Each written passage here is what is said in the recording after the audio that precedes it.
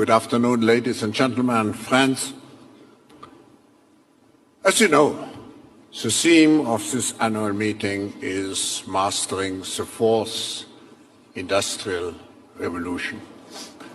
I couldn't imagine anybody who could represent more the world which will come out of this fourth industrial revolution.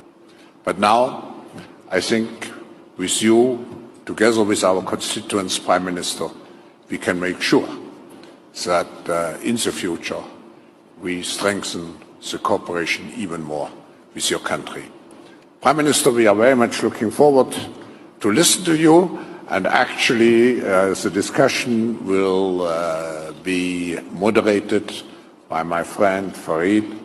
So we will have some exciting, interesting moments. Thank you. Thank you, Professor Schwab, for your warm welcome and for bringing this impressive group together. I'd like to take a moment just off the top to recognize a founder of the World Economic Forum and a great Canadian, Maurice Strong, who passed away just a couple of months ago. Maurice showed incredible leadership on a variety of issues facing the world today, in particular, early and compelling leadership on climate change. I'd like to all remember him for a moment.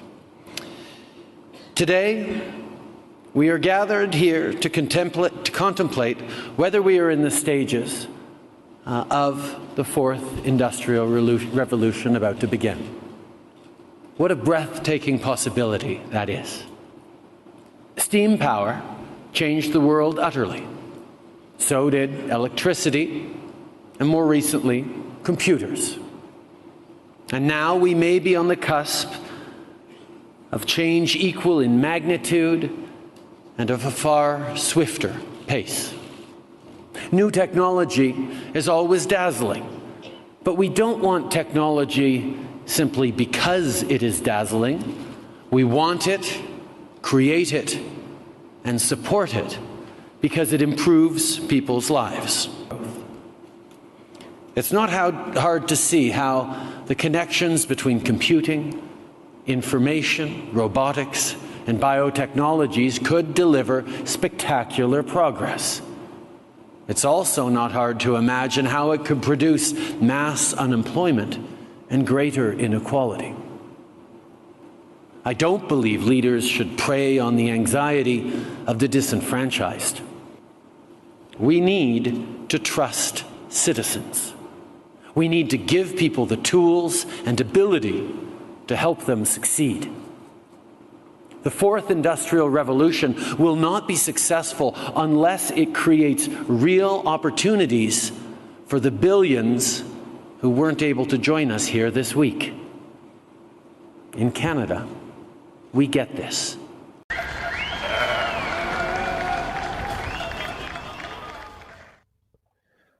All right, welcome back to Sheep Farm and another in the Meet the Flocker series of exposés. To listen to this podcast, please go to sheepfarm.co.uk and it might be better subscribing to the website because you'll get an email when we release new material. And I never actually mentioned this, but it's probably going to be the way forward. Chris always gives me a bollocking for not mentioning it. Well, I never mentioned it either. No. And I'm on at you for not mentioning it. I know. But it is going to be the way forward at some point that all our material will be on there because, I mean, YouTube will just be used for advertising new shows and we won't put any shows on there.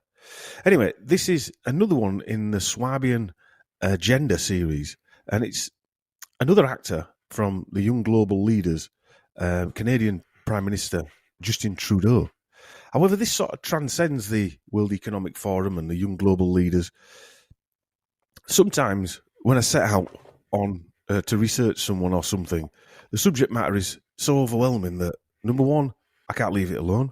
Two, I have to do the information justice and get as much into the presentations as possible so we can see who it is that we're up against. Number three, we have to go where the info takes us, even if it means making a series within a series.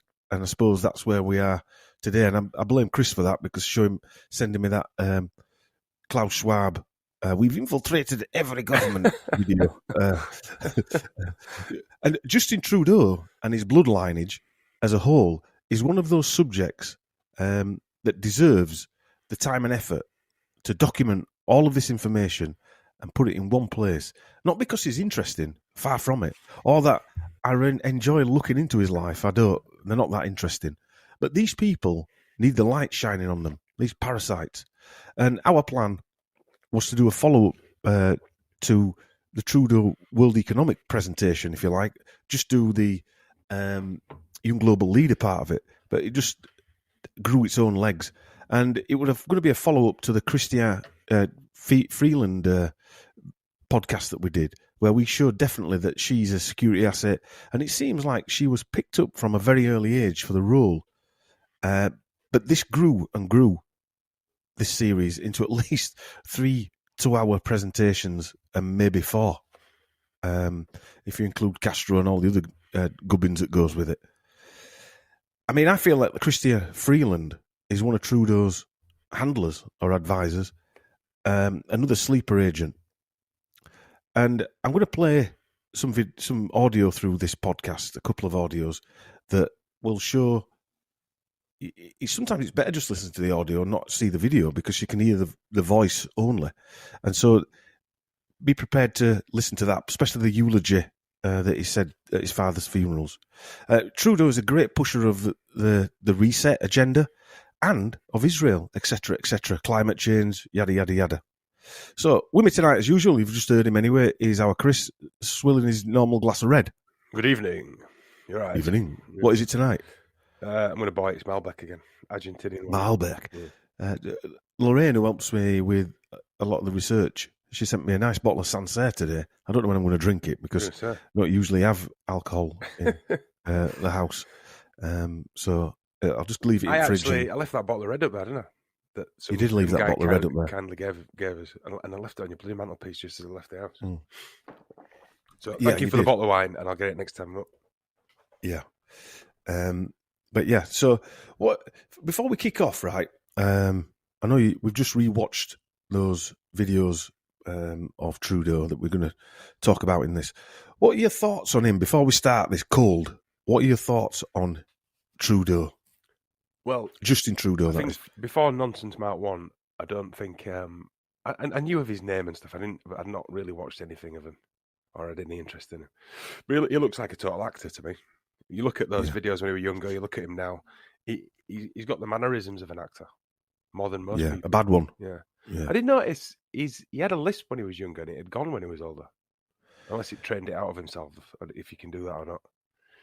Well, I think what we'll see when you go through this, because some of this stuff you know about, Chris, but some of it's because I've gone through it as I've been writing it, and some of it is quite cold as well. You haven't seen a lot of it, but when we go through some of this thing, you'll have to. Well, it'd be interesting to hear your thoughts on some of the programming that he's probably gone through through his life. I mean, that eulogy thing is bizarre to say the least.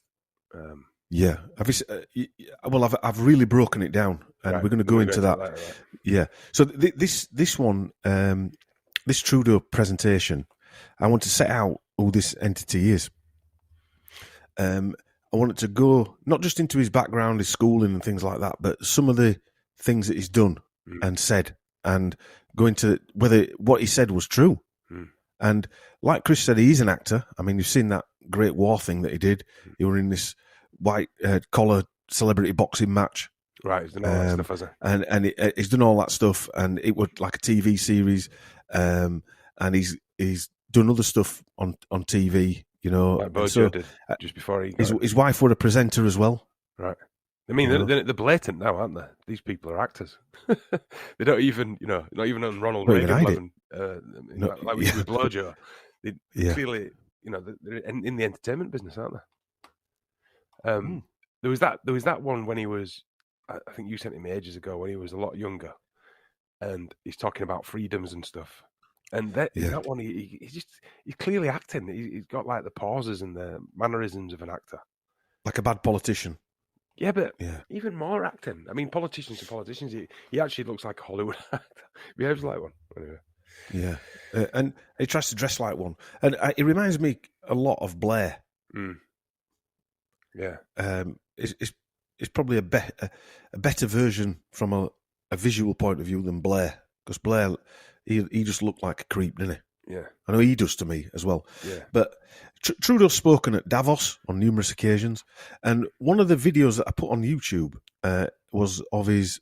Oh, it's on the Sheep Farm website. I need to start saying it's on there.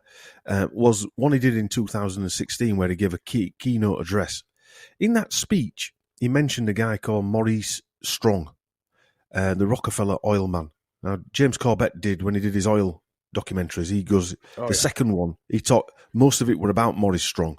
Yeah, and I'd go to watch that if you can find it.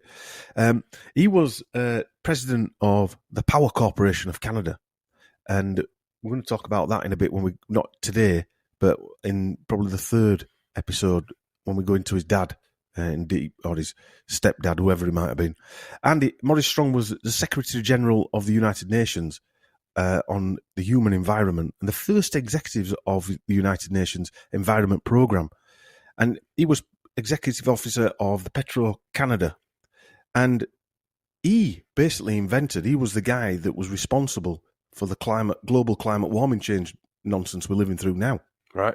Because in 1971, Strong commissioned a report on the state of the planet called Only One Earth, the care and maintenance of a small planet. Doesn't seem that small to me, but anyway. The Stockholm Conference established the environment as a part of an international development agenda. But this Strong guy was plucked from nowhere by powerful billionaires like Paul Desmarais Sr., owner of Power Corp, and David Rockefeller, who was one of his Desmarais' good friends. So we've got these people, and around this time, in 1968, that the World Economic Forum, the idea of the Schwabian Brave New World plan, and the Club of Rome and their limits to growth mantra were all set up then within a couple of years of each other. And later in 1971, the great Canadian Maurice Strong started the depopulation plan, blaming too many greedy humans, using too much oil, etc., as the cause of all the issues, all funded by Rockefeller, Ford, Carnegie, VW, all their foundations, and other hidden agenda elites. Just happened by coincidence, Chris, as usual. So the climate nonsense has been in full force since the 70s and 1970s. Yeah, that's when they started it all. I mean, it was already done before that, but that's when they really ramped it up. I mean, when was that documentary with Spock in it? Do you remember that? Well, that was a 70s doc, wasn't it? Yeah, Global Freezing. I reckon. Yeah, it's hilarious. That is. But in the 70s, they were actually saying that it was going to be global freezing. Global freezing. Yeah. This is the start of the global warming mantra. It started with global freezing, then it went into the ozone layer. And the global warming came, and then they realised it weren't really getting that warm, so it had to go to climate change. The Trudeaus, right, his father, as we're going to when we're going to Pierre Trudeau, he was Prime Minister of Canada at this point. Right. So he worked for Power Corp as well. Yeah.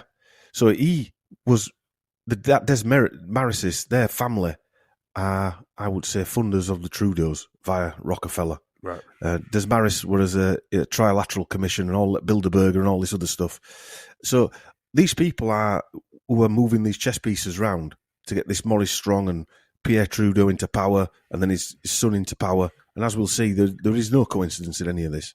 And he then talks about the fourth industrial revolution about to begin. Then he loses his words. Do you think he knows, Chris, what's coming in 2020, 4 years in the future? Certainly seems like it when you watch that now, doesn't it? Yeah. Yeah, when you watch it with hindsight, it certainly looks like he's... so if you haven't watched it, I suggest you go and watch that. I've played the audio, but by all means, watch it on Sheep Farm or on the YouTube channel. And you're on Sheep Farm. I think I've put the full version on. It goes on for about 16 minutes. Yeah, go on. No, go on. It's all right. No, I thought you were talking about the other video. I was going to say I couldn't stomach the entire Trudeau. What is it one? They're hard to watch. He's painful to listen to. He's not even. Yeah. He's not. I mean, I'm not just saying that because but he's actually quite draining to listen to, isn't he? He's not. Well, again, one of the other videos is the Great War. That Great War video that I put on that edited version where they were being interviewed.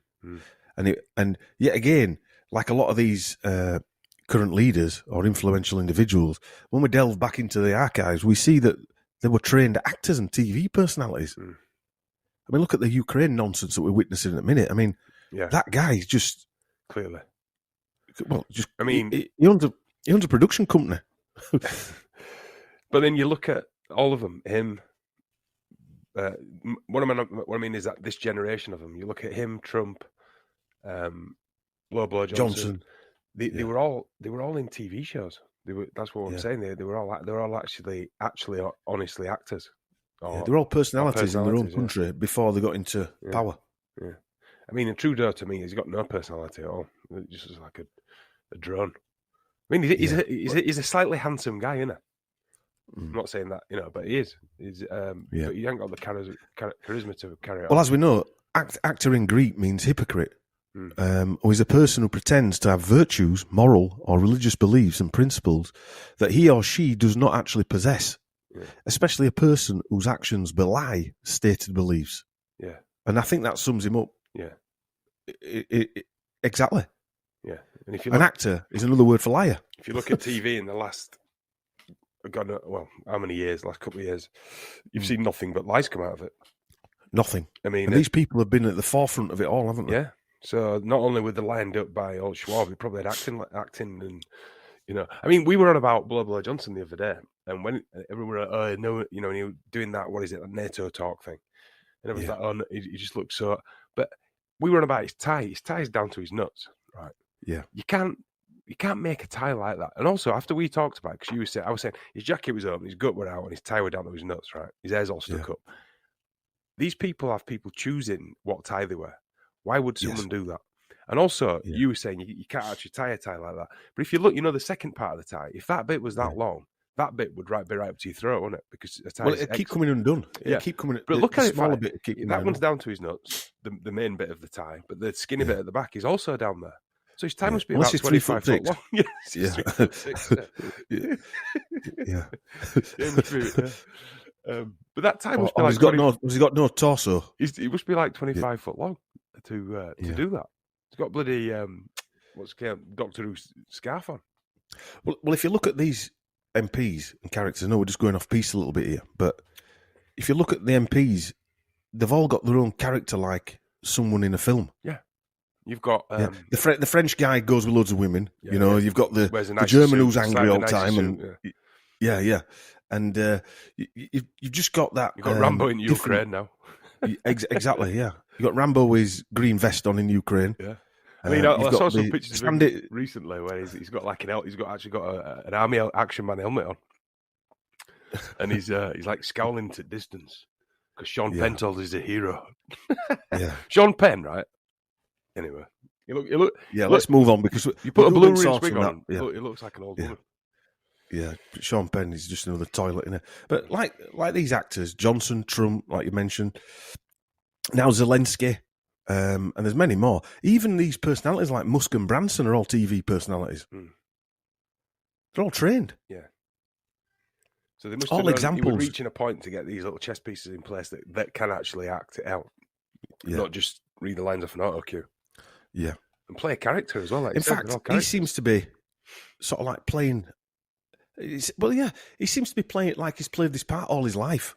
Yeah, that's what like I said. Playing some part, those young videos of him when he's younger, he's not even as good at it then. No.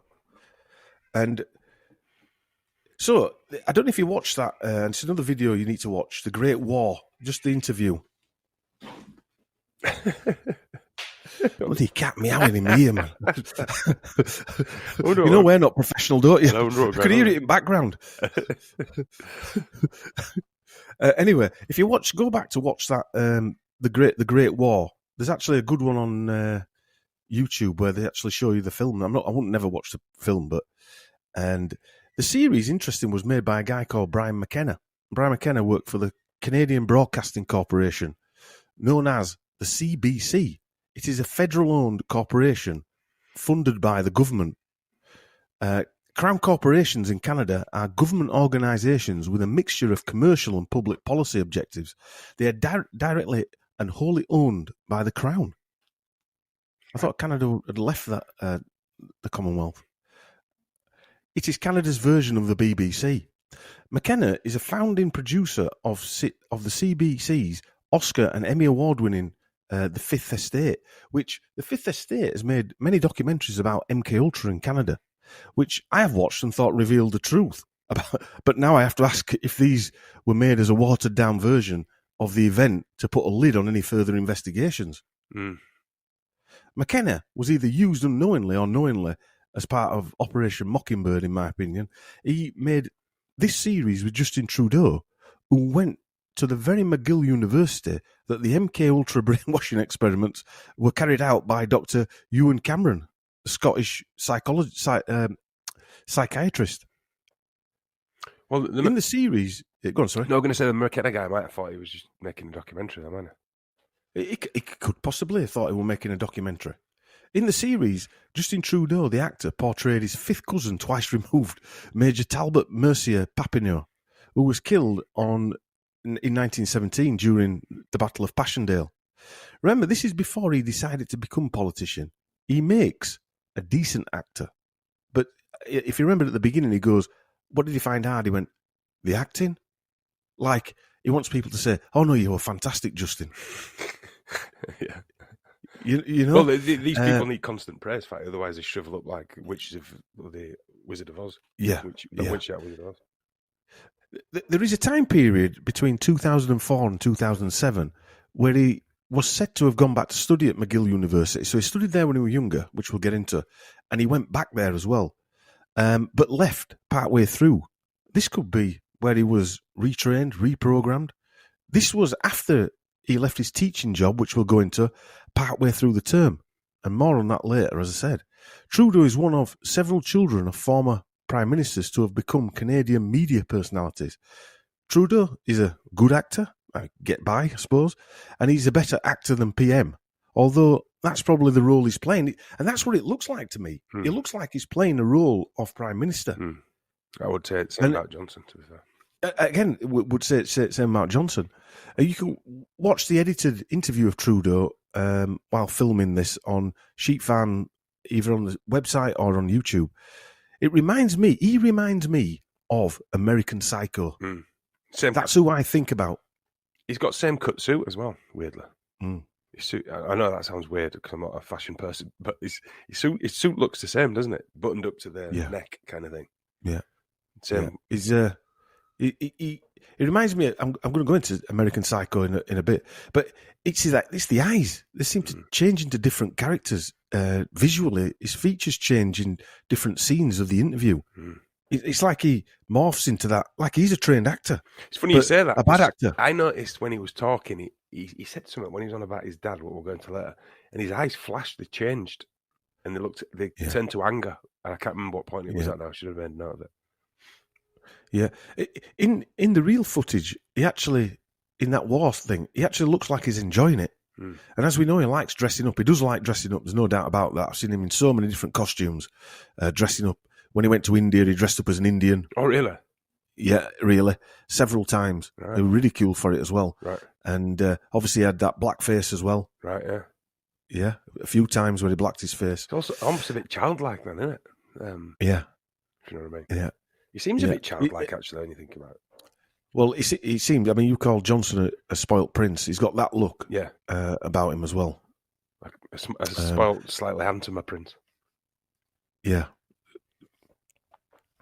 So, here we go with who he is. Justin Pierre Trudeau, or James Trudeau, was voted into power in the Canadian elections on October 19th, 2015, as Prime Minister of Canada. He has been voted in again in October 2019. Trudeau was the second youngest Prime Minister in Canadian history, and that is a theme throughout the world at the moment. All these young Prime Ministers, or youngish Prime Ministers, are all in power.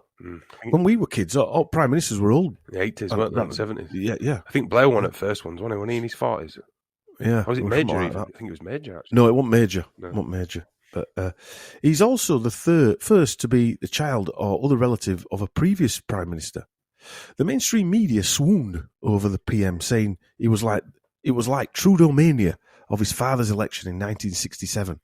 So they even invented, bear in mind that Paul de Mariès, right, owned media corporations, and he backed Trudeau Senior into power in the 60s, and they went along with the Beatles mania, and they had girls running up to the car, right, filming them, making out as this, and he's got a Bobby Charlton haircut, and he's 50, right, and they had young girls running up to the car. It looks pathetic, throw the knickers honestly.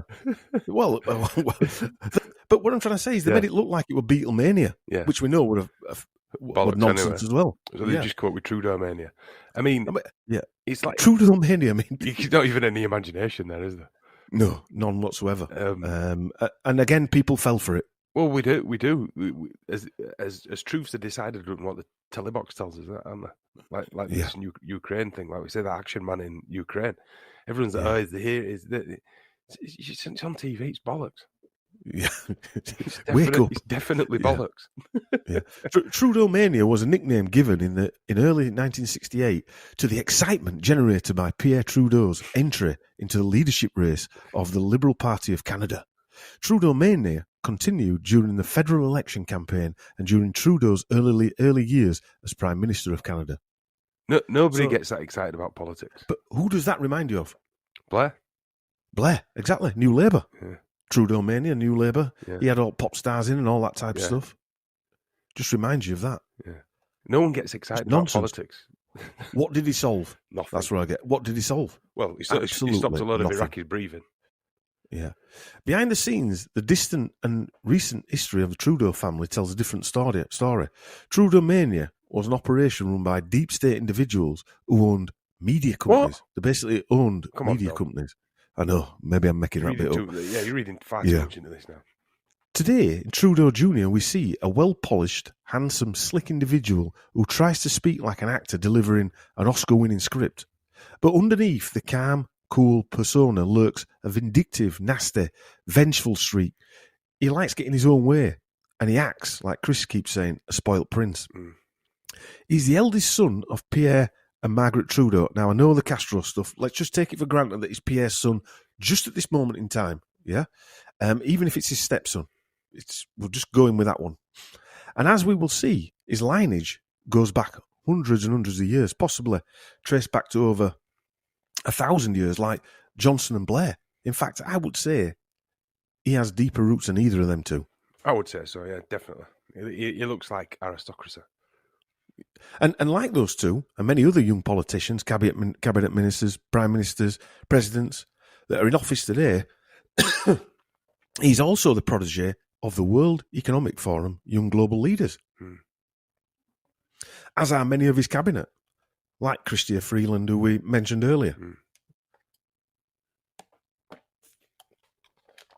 His father, Pierre Trudeau, was a Marxist, and he admired Fidel Castro, and they both became close friends. And he also admired Mao's China. In fact, his mentor, Paul de Mariès Senior, notice I mention him quite a lot, started together the Canada-China Business Council. And that was set up, I think, in the 70s, Chris, when they were at the height of the communist ruling of China. Who knew what was going on? He's friends with David Rockefeller, remember? Rockefeller were in there, so were Kissinger in China, all at the same time. I got pictures of Pierre Trudeau with Ted Heath as well. Right. And Pierre Trudeau's wearing these shorts, like jean cut-off shorts, and they're like Speedos. Anyway. Trudeau Jr. is also a fan of Communist China and their ability to control their population to make changes without their consent.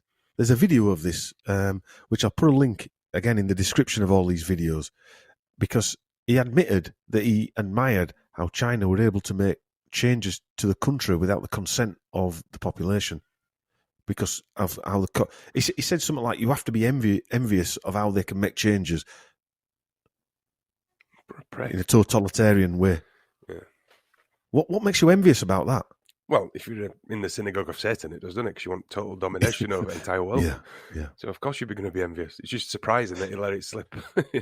Yeah.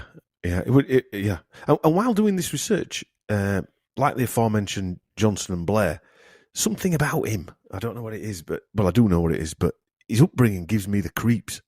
Right. You know, can you remember the Blair one, Chris? Where it just something makes me want to go and have a shower and get cleaned up. It just reminds me of the Be Liar presentation that we covered. However, what we'll see in this part is the whole Trudeau family have links to important people in history and royal bloodlineage from several different possible routes. He's also related to many important people throughout history.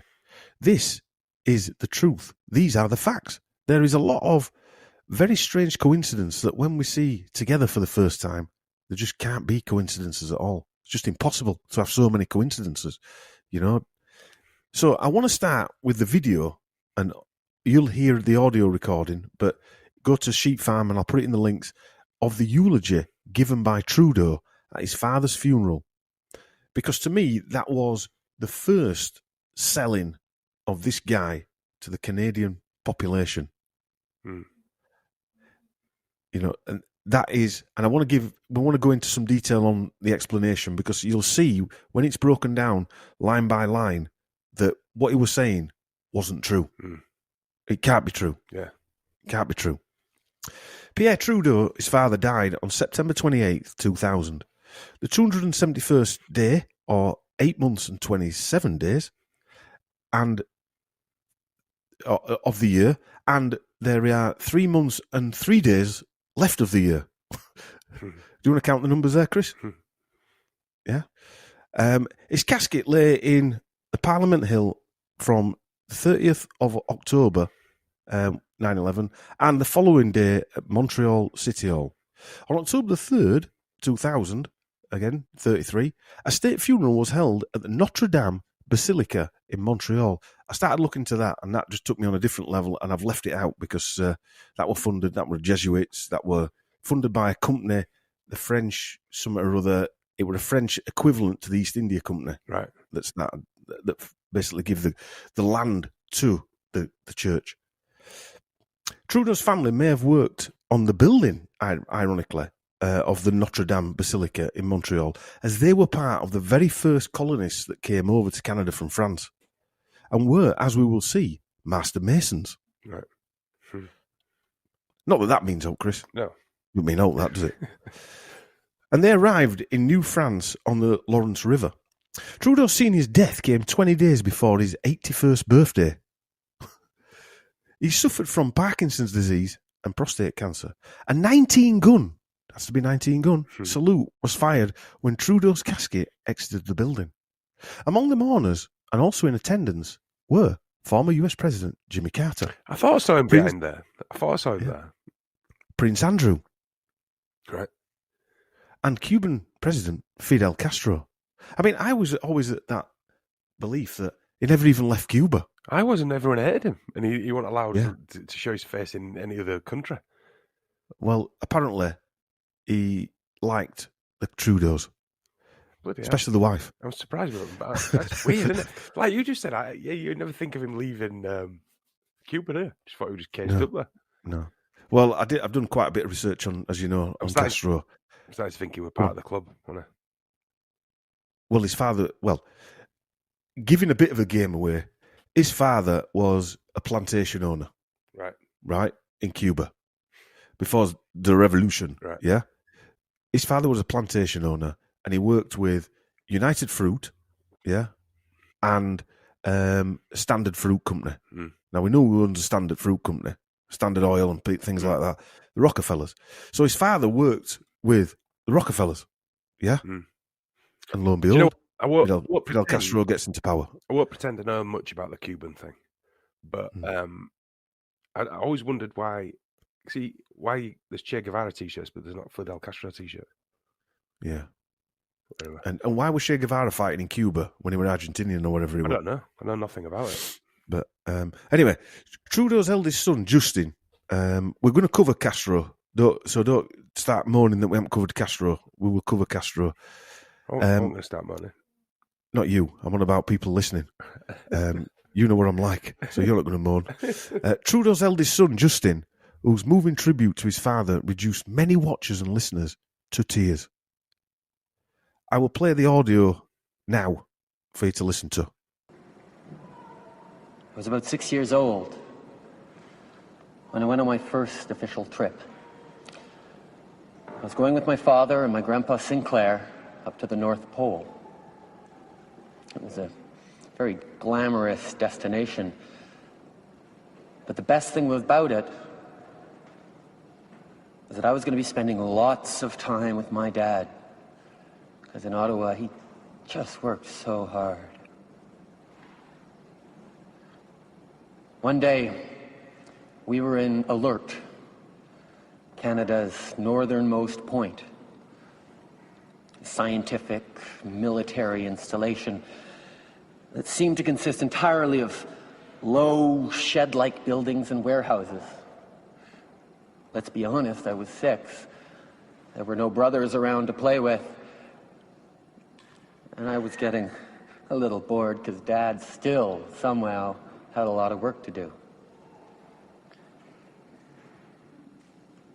I remember a frozen, windswept Arctic afternoon when I was bundled up into a Jeep and hustled out on a special, top-secret mission. I figured I was finally going to be let into the reason for the existence of this high-security Arctic base. I was exactly right. We drove slowly through and past the buildings, all of them very gray and windy. And we rounded a corner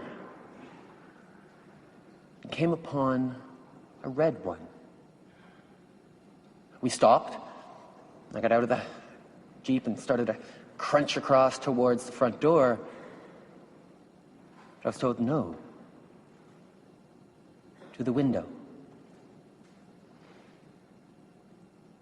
So I clambered over the snowbank, was boosted up to the window,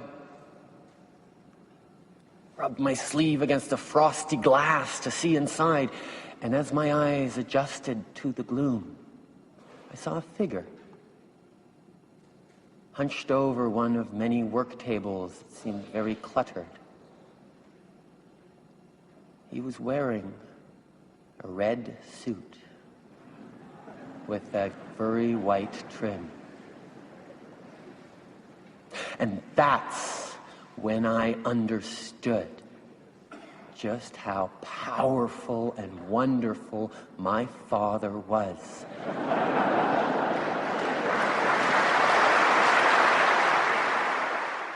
Right, well, before we start going through this, Chris, what were your thoughts on that eulogy? Well, I know I always say this, but I just thought it was weird. I didn't. I thought it was weird, and then when you listen to it again, I've listened to it about 3 times now. I just listened to it before we did this. Sorry, my voice is a bit croaky today. More wine? No, I've got a bit of a chest today. I've got a bit of a croaky voice. I thought it was creepy and weird. I mean, I don't want to go right into it because we're gonna go through it now. But the bit where he said, and then I realised my dad, what kind of a man my dad was, and everyone starts clapping. I know. I thought that was weird. When he said he had a red robe on with white trimmings, then I realised what kind of dad I had. Well, everyone starts clapping.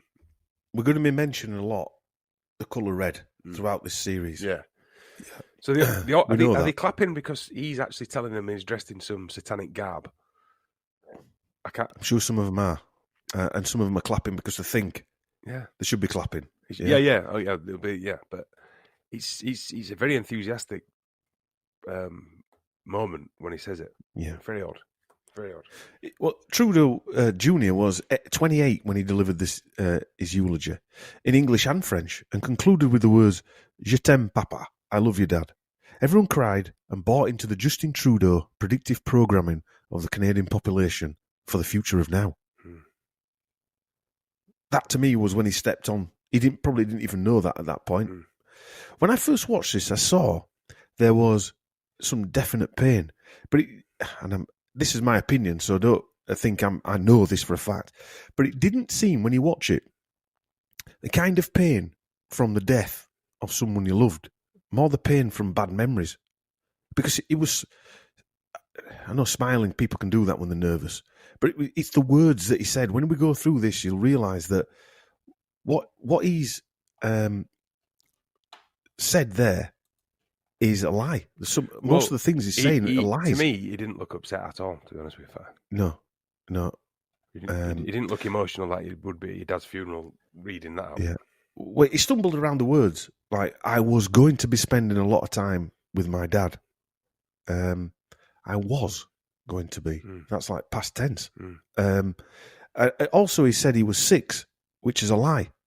He was about 6, he said, actually, which is a lie. Unless he went twice, which there's no record of. He was actually 3 when he went. You don't confuse being 3 and 6, because when you're 6, I think you start to remember things vaguely when you're 4. Yeah. So you'd know if you were 6 or 3. Yeah. Wouldn't you? Yeah. Well, look, he was born in 1971 and then went in 1975. He was 3.5. Right. End of. Yeah. There's records of him going at that in 2 different places. So he's lying at his father's funeral, who he loves. Yeah. Why would he need to lie? Why not just say, 3.5? Yeah. Well, because 3.5 is too young to be taking a child there. 6. Well, 6. When we go into where it is, it's 6. Would a 3-year-old think this way? I was going to be spending a lot of time with my dad. Like, exactly. That's what I'm saying. You wouldn't put them. Those thoughts wouldn't go through your head. And these are the type of lines. And also throw into the mix that Trudeau was born on December 25th, 1971. Right. You know, yeah.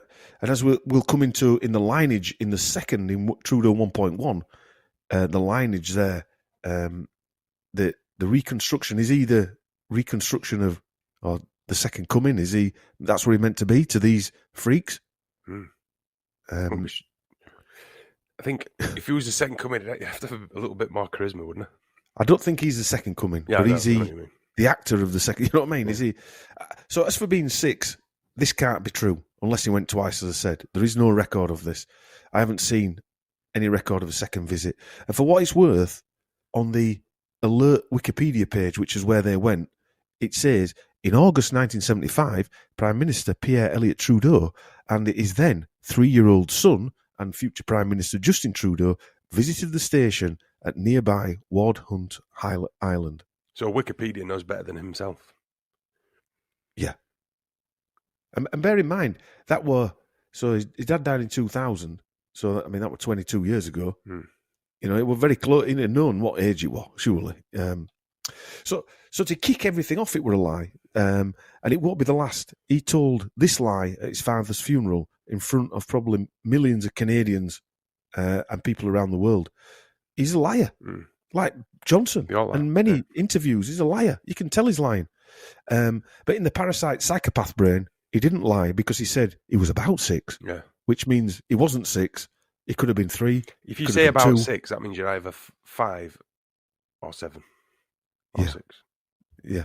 Or you're just going to be 6. But anyway, whatever it is, he wasn't telling the truth. I want to go into where it was, right? We're going to spend some time on where they went on this little trip. And you make your own minds up listening if you think they were actually going to take kids on this trip, or his father, who was Prime Minister of Canada.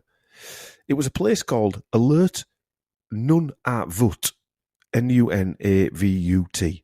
And I don't know if I've pronounced that right, so I'm sorry if I haven't, any Canadians, but it's the northernmost continuously inhabited place in the world. This is on Ellesmere Island, the Queen Elizabeth Islands. There's obviously some link there as well, in my opinion. Vikings from Greenland colonies reached Ellesmere Island, it's said. Alerts temporary inhabitants, staff of military signals, intelligence, radio receiving facility at the Canadian Forces Station, Alert, as well as a co-located Environment Canada weather station, a global atmosphere watch, monitoring observation or observatory, and the Alert Airport. So this is a full-blown military operation there. Yeah, it looks like some sort of HARP type systems and things like that there as well. Alert Airport is operated by the Canadian Department of National Defence and is part of the Canadian Forces Station on Alert. There have been many, many air crashes in Alert, and Alert is not regularly accessible by icebreakers due to heavy high ice conditions in the Lincoln Sea. So Greta's global warming nonsense isn't reaching the Lincoln Sea. It's probably all right now, though, Dom. It's probably all melted. Oh, it's probably, yeah. Ironically, the Lincoln Sea was named after Robert Todd Lincoln. He was Abraham Lincoln's son. Right. And because of severe ice conditions that last all year round, oceanographic measurements of the Lincoln Sea have been all but impossible. Right. That doesn't say to me that what I saw there, pictures of all this ice floating around, and it were like 2 meters thick, and and it's pretty cold, as we'll see. So why in 1975 would Prime Minister of Canada take his 3-year-old son, he said he was 6, but even if he was 6, to Alert and then onto Warden Island, a small uninhabited island in the Arctic Ocean on the edge of Canada and one of the most inhospitable places on Earth? Would you take a 3-year-old there? No. Would you take a 67-year-old grandfather? Oh, Grandad went as well, yeah. Grandad went as well. And why would he lie about your age? That, to me, already sends an alarm bell straight away. When I saw that, I just thought the whole thing, what he said was, apart from the colours red, they sounded like some sort of trigger words to me.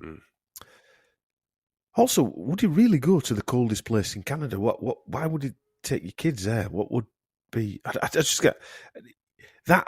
All that trip just sounds like some sort of ritual, made up nonsense. Or The date of the trip was August 75, so we actually have a date for the trip. At first, in August, in comparison to most months, it's quite mild at Alert, but it has an average temperature of minus 1.8 and a record low of minus 15. Right, in August, yeah. In August. Does it sound plausible, this, Chris? Well, 1.8's not that cold, but it's still cold. No. The fact but that that's in Alert, by the way, that, yeah? Not on Wardhunt Island. Right, sorry.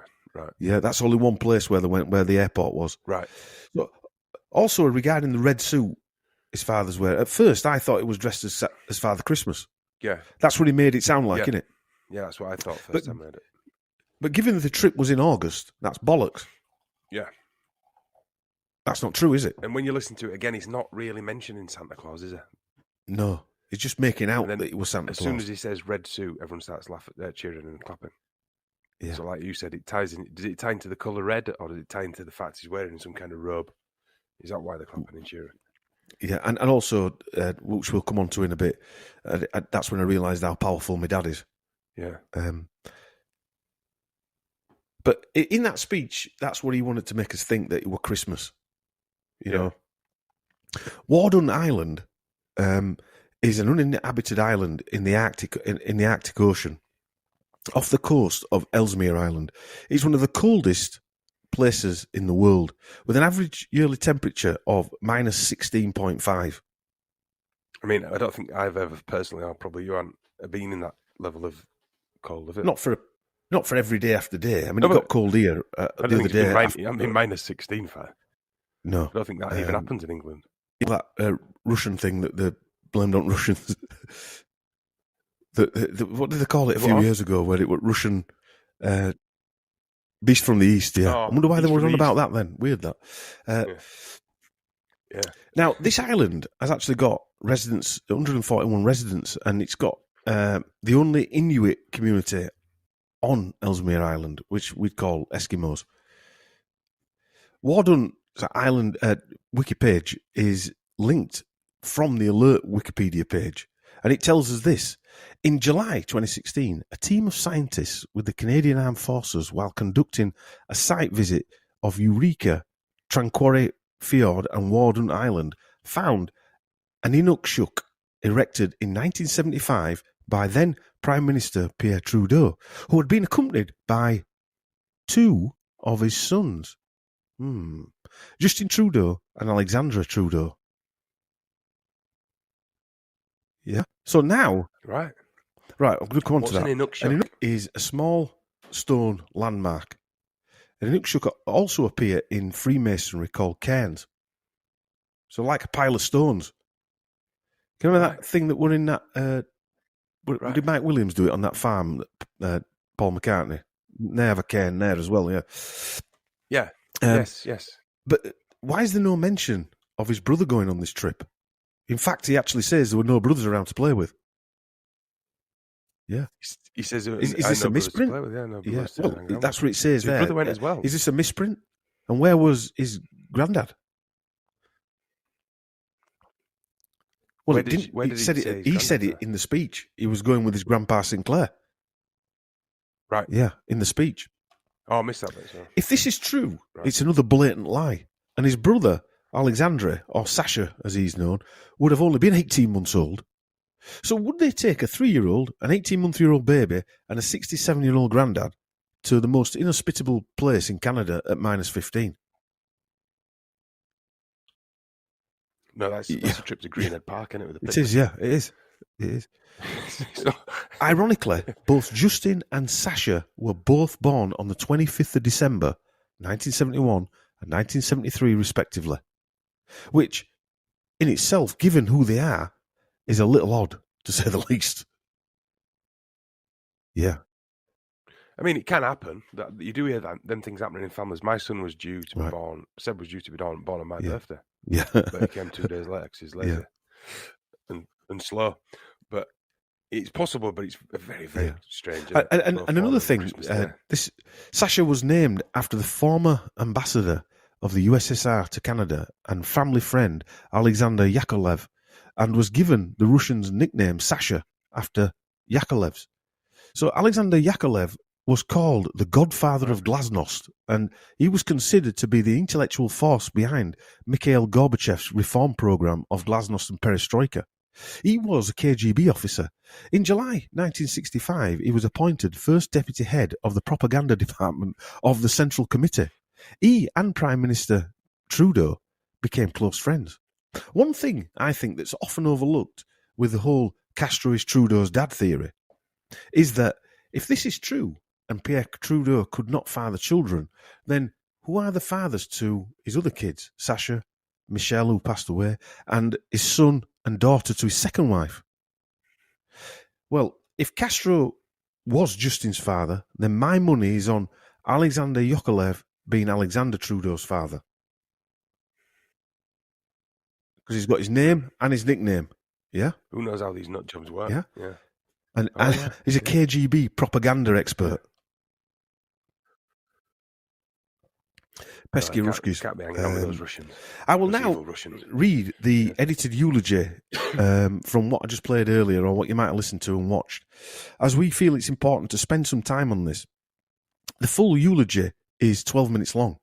If you remember the chap that Richard Dior got to do his Madeleine McCann research, Peter Hyatt, I think he'd have a field day at this, and a few other interviews Trudeau has given. This part is only 3 minutes long, so it's edited down. I've missed all the French stuff out, and I'll put links in the description, as I've said. You may need to watch or listen to that again before you listen to this breakdown. This speech first appeared in print in the Globe and Mail on the October 4th, 2000, the day after Justin Trudeau delivered this eulogy at the state funeral of his father, Pierre Trudeau, at the Notre Dame Basilica in Montreal. Now, just remember where he said it. This is the main Catholic place in Montreal. Yeah? And he opened with this line: friends, Romans, countrymen. And that is a Jesuit message. Yeah? He was 29, I believe, when he delivered this, with 88 days remaining to the year end. Friends, Roman and countrymen, lend me your ears. That's the line, that's the full line. Is the first line of a speech by Mark Antony in the play Julius Caesar by William Nonsense Spear. Antony has been allowed by Brutus and other conspirators to make a funeral oration for Caesar on condition that he will not blame them for Caesar's death. However, while Antony's speech outwardly begins by justifying the actions of Brutus and the assassins. The speech is famous as an example of the use of emotionally charged rhetoric. We feel this is a strange choice of words and raises the questions of whether Pierre Trudeau was actually murdered. Because, right, because Caesar style. Again, as we know, they're acting in play. It's just an act, innit? And why use that friend Roman countryman for anything else? But anyway, maybe I'm looking at it a little bit too deep, but I don't believe any of this is coincidence. So it started, friends Roman's countryman.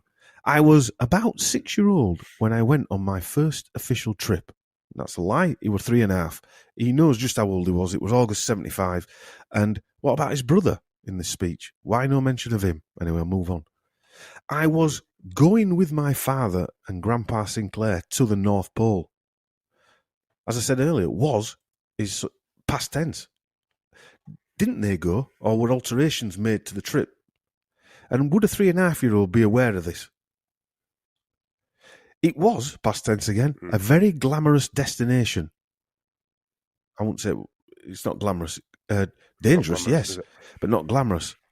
It didn't look like he was being sarcastic either in that when he said that. But the best thing about it was, past tense, I was, past tense again, going to be spending a lot of time with my dad. Because in Ottawa, he just works so hard. Would you really think that at 3.5, Chris? No, wouldn't even enter you're barely grasping reality of what's going on around you. You wouldn't even think, my dad goes to work a lot. You're just playing with your cars or whatever it is. It's not relevant to you, is it?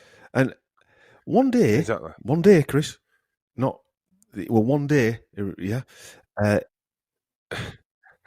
Again, like from even a 3-year-old's point of view, that. everything just merges into one. I mean, my nipper still says, do you remember when we did that thing yesterday? It was like a year ago. One day we were in Alert, Canada's most northern point. Would he say that? A scientific military installation that seemed to consist entirely of low shed-like buildings and warehouses. Yeah.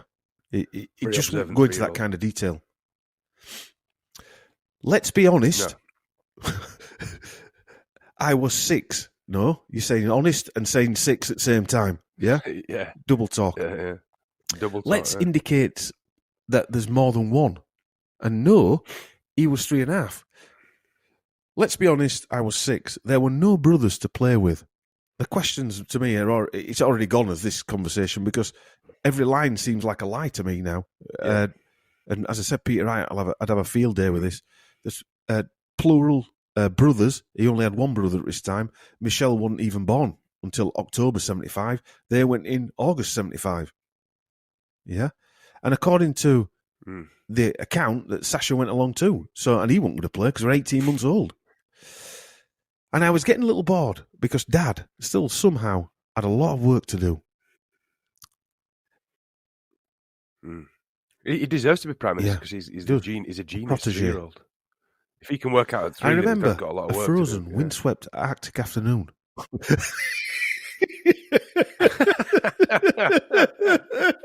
I thought that was best line a lot of them, to be honest with you.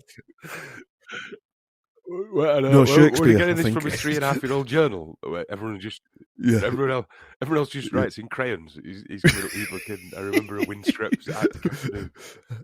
And even better, and I was bundled up, which was an interesting way of putting it, into a Jeep and hustled out on a special top secret mission. I don't know. I don't know what he's on about there, but that line in itself, I was bundled up into a Jeep. I mean, that sounds like a kidnapping to me, of some nature. Well, as we go along, we're leading in now to this creepiness. I figured I was actually going to be let into the reason for the existence of this high-security Arctic base. You're not, are you? Again, 3.5 years old. Even 6 years. Let's pretend he's 6 years old. No, even at not. 6 years old, are you going to be just not that? He's going to be throwing snowballs. Yeah? I was exactly right. Yeah. We drove slowly through and past the buildings, all of them very grey and windy. Or windy. I can't remember if you said windy. And we found a corner and came upon a red one. red is an important colour. Remember that. Yeah. We stopped. Yeah, you've told Too me much about this, detail. yeah. Too much detail. I got... Yeah. I mean, to be fair, you can... He's doing a urology, so you can imagine elaborating on it. The trouble is when you look at the details, he's lying. And he's lying at a eulogy for his father. Yeah. Who him and all his mates, from the glee on his face doing his dead father's eulogy, I think you might be right. They might have Julius seized them. Maybe. Well, when we come into what his background is, when we go into Pierre Trudeau, who knows? There's some really... Cathy O'Brien, I mean, she stood up and said that he was part of her abusers, yeah? And she was never sued. Right. He was in the book, her book. All right, wasn't it? And he was... Yeah, See, you probably didn't hear. I probably didn't know she named him. She named him on lecture after lecture after lecture. Nobody sued her. Nobody sued her at all. Right. So, we went round the corner and came upon a red one. We stopped. I got out of the Jeep and started to crunch across towards the front door. But I was told no, to the window. Who by? Who told him this? So, yeah. His 18-month-old brother. Yeah. Like Chucky. So we are led to believe how to get out of a Jeep on his own in the Arctic, at -15, and listen to the detail again. Listen to the detail. Is a crunch across 20. Towards the front, which tells me there's snow. So there's snow there. So you get out the Jeep. We bundled you in. Get out of Jeep. So I clambered over the snowbank. Deep snow. Boosted up to the window. Rubbed my sleeve across the frosty glass to see inside. And as my eyes adjusted to the gloom, I saw a figure hunched over one of the many work tables that seemed to be very cluttered. Well, again, I clambered over the snowbank, so they drove him up. Couldn't go to the front door.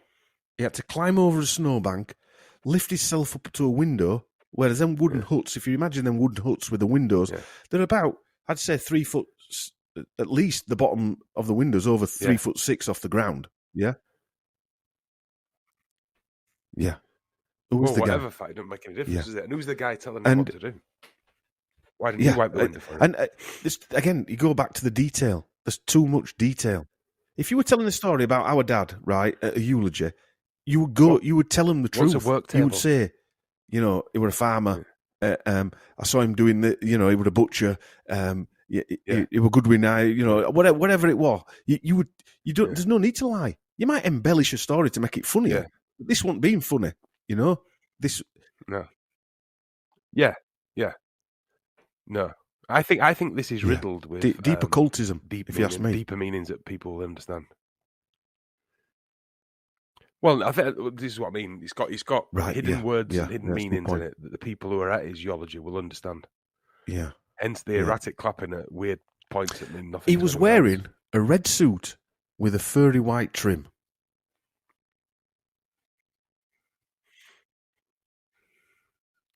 Yeah, that's what I'm saying. Is that Santa Claus? And what's on these busy, hunched over cluttered work tables?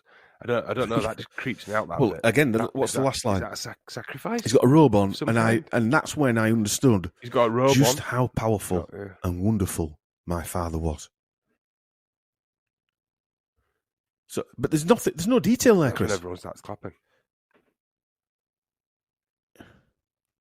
No, and that clap. No, but let's just say we're working. It didn't seem. Why would he be bent over a cluttered work table in a place that's -15, wearing a red suit with a furry white trim? Yeah, and he's a politician. You've got to think that. So he's not I like I don't know. So let's get this straight. We're in the middle of the North Pole, wherever that is, on the remotest island in Canada. It's -15. We're a 67-year-old, a 3.5-year-old, and maybe an 18-month-old baby. Yeah, they went to a red building, and Pierre Trudeau was hunched over the table wearing a red suit with wide trim. Does this need to be any more descriptive? Not big. Yeah. It's at this point, I want to introduce at this point, the Sinclair clan or the Sinclair bloodline. This is something that we will go into in a lot of detail in the next episode of this. Let's just say it's part of the 13th bloodline and the Knights Templars and the Rosicrucian Church. Let's just say that. Pierre Trudeau always, right, in Trudeau mania and all the way through it, wore a red rose. Always wore a red rose. He was famous for it. In fact, red roses played a huge part at the funeral of Pierre Trudeau because of this. Justin was seen kissing red roses. And red, crimson or scarlet, is considered the symbol of fire, heat, traditionally associated with war and military. The colour of blood is connected with the idea of sacrifice, struggle and heroism. It signifies charity, devotion, abnegation, which is the action of renouncing or rejecting something. Interesting. In Masonry, it is the emblem of faith, fortitude, fervency and zeal.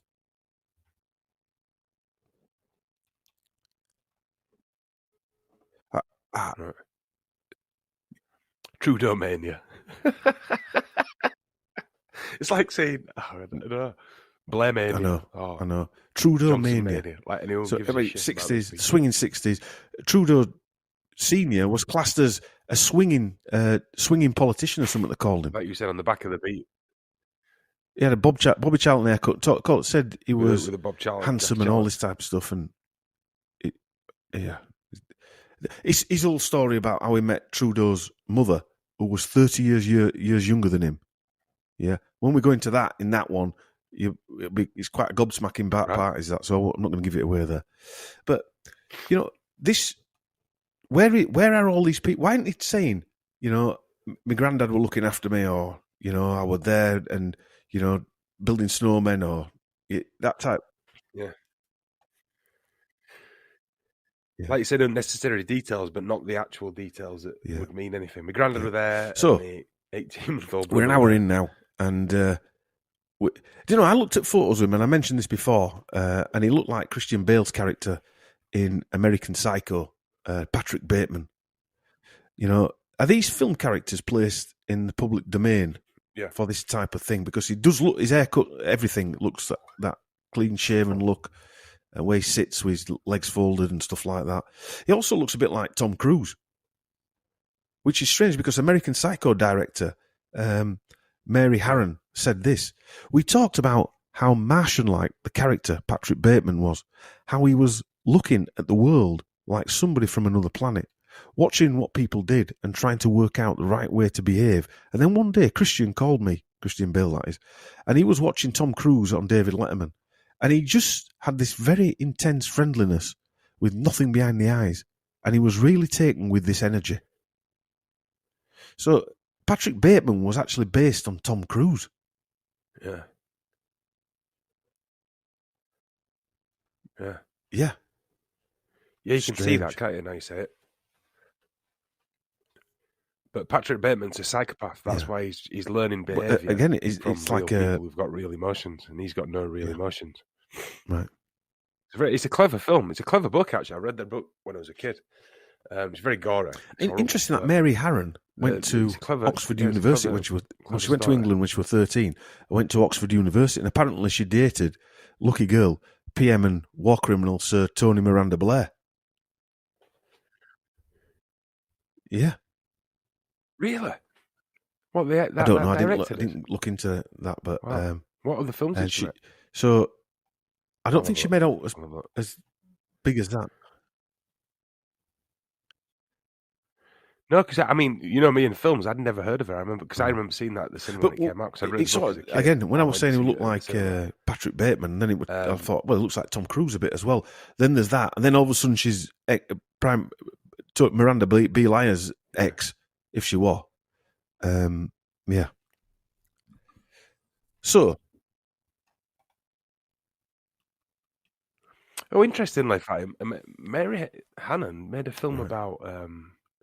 Is that right? Betty Page. Bloody hell. American Psycho, Betty Page, Alias Gray, I don't know who that is. And I Shot Andy Warhol. So a film about all these pretend. I mean, Andy Warhol's a CIA stooge, isn't he, Schuler? That's quite interesting, isn't it?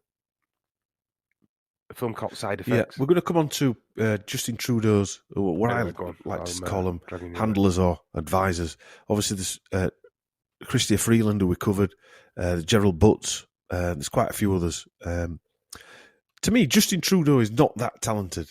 You know, he's another example of the worship of mediocrity, style without substance. What we have to understand is that this Trudeau is not the first in his lineage. It is a continuation of a multi-generational family, or families, coming from different angles. This Canadian side of the Trudeau family seemed to have handlers. Pierre, his father, Margaret, his mother, and now Justin. All three of these seem to have been mind control subjects of some kind. And you can see that how he's acting at the minute. Throw in the fact that the youngest son, Michel, died under extremely strange circumstances indeed, and the fact that Michel also narrowly escaped death just a few weeks before he died, then we have a very weird set of events. Then we have the billionaire Canadian families that seem to follow both father and son's premierships in funding and support. These are the Damaris families, the Bronfman families, and the Aga Khan. These families still have some kind of hold on the Trudeaus, and especially the Damaris family are linked to the Rockefellers. Justin is also shadowed by Chrystia Freeland, and she, as we showed in the Schwabin Agenda 2, is a security asset. She's not there by chance. She is of Ukrainian descent, and her maternal grandfather, Michael Komiak, was a Nazi sympathizer who volunteered to serve in the German invasion of Poland long before the German army attacked the Soviet Union and invaded Ukraine. Does that remind you of anything at the minute? This is all well documented. She is also fluent in Russian and Ukrainian. She studied Russian history and literature at Harvard University. During the Cold War, or the ending of the Cold War, in 1988 and 1989, and bear in mind that the guy Alexander's named off, founded Glasnost and Perestroika, that was the forerunner of the falling of the wall as well. And she was an exchange student at the University of Kiev, or Kyiv, as they call it now, in Ukraine, where she studied Ukrainian, although she was already fluent in the language, because she was Ukrainian background. While there, she worked with journalist Bill Keller of the New York Times to document the Bukivnia graves, an unmarked mass grave site where the NKVD, which were the Soviet secret police, apparently disposed of tens of thousands of dissidents, and they blamed them on the Nazis, and the Germans blamed it on them. While there, she attracted the attention of the KGB, which tagged her with the name Frida. So she's been tagged by the KGB and got a code name. The KGB surveilled Freeland and tapped her phone calls and documented the young Canadian activist delivering money, video and recording equipment and personal computer to contacts in the Ukraine. Her boss, you what? Yeah, oh yeah. She's back. Now she's Deputy Prime Minister of Canada. She's back. That's what happens, isn't it? Her boss, Bill Keller of the New York Times, who was an asset of the NSA and probably the CIA. Let's face it, if you've been behind the Iron Curtain in the Cold War as a journalist, you must have had some pretty high clearances granted. Keller was a son of George M. Keller, former chairman and chief executive of the Chevron Corporation, a Rockefeller company. George was also in a position at Standard Oil Company in California and San Francisco after graduation. At Standard Oil, Keller's speciality was designing refineries. Keller became chairman of Standard Oil in 1981, and as we know, that Rockefeller family owns Standard Oil.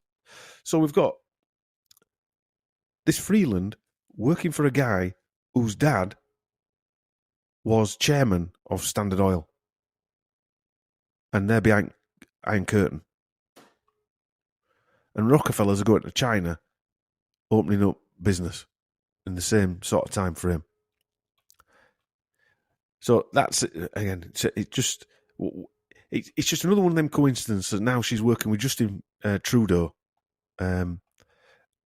Kellner, along with Neil Barsky, is an American journalist, former hedge fund manager, filmmaker, and philanthropist, and he founded the Marshall Project, which is funded by the Ford Foundation, Open Society, which is Soros, the Rockefeller Family Fund, yada, yada, yada. So now he's getting paid for by them. So we know now that Freeland once worked for a man called Bill Keller, who was a journalist in the USSR during the Cold War and was a security asset who now runs a foundation, the Marshall Project, funded by the Fords, the Rockefellers and Soros, and many others, and whose father was chairman of Rockefeller-controlled Standard Oil. Nothing to see here, folks. So just who owns Justin Trudeau? And who manages him? The links that Freeland has to intelligence services are overwhelming proof that she, at least her, is a security asset. Freeland behaves like his handler. She's a trained journalist, so managing the narrative word for word is easy for her. She's a change agent, a probable agent, so lying becomes second nature. And she's another one of them, like Hancock, who looks like she's enjoying it. When she says to people, can you remember that interview where she gave, Chris, where she said we've closed people's bank accounts down and stuff like that? She enjoyed that. Right, the Power Corp and the Damaris family I hit on earlier. One family that will feature heavily in this and other parts of the Trudeau presentations is the Desmarais family. I will introduce them now, but I will go into more detail when we look at Pierre Trudeau. The Paul Damaris Sr. and his wife Jacqueline Damaris, according to Forbes, Damaris had a net worth of 4.2 billion Canadian dollars before he died, and he was the fourth wealthiest person in Canada and 235th in the world. Paul Sr. was chairman and chief executive of Power Corporation of Canada until 1996, when he passed the reins to his son, Paul Jr. and Andre. Paul Damaris Sr. was a member of the Council on Foreign Relations and the Trilateral Commission, and he was a Bilderberger. He was an advisor and mentor to Pierre Trudeau. Pierre Trudeau was also a Bilderberger and Club of Rome member.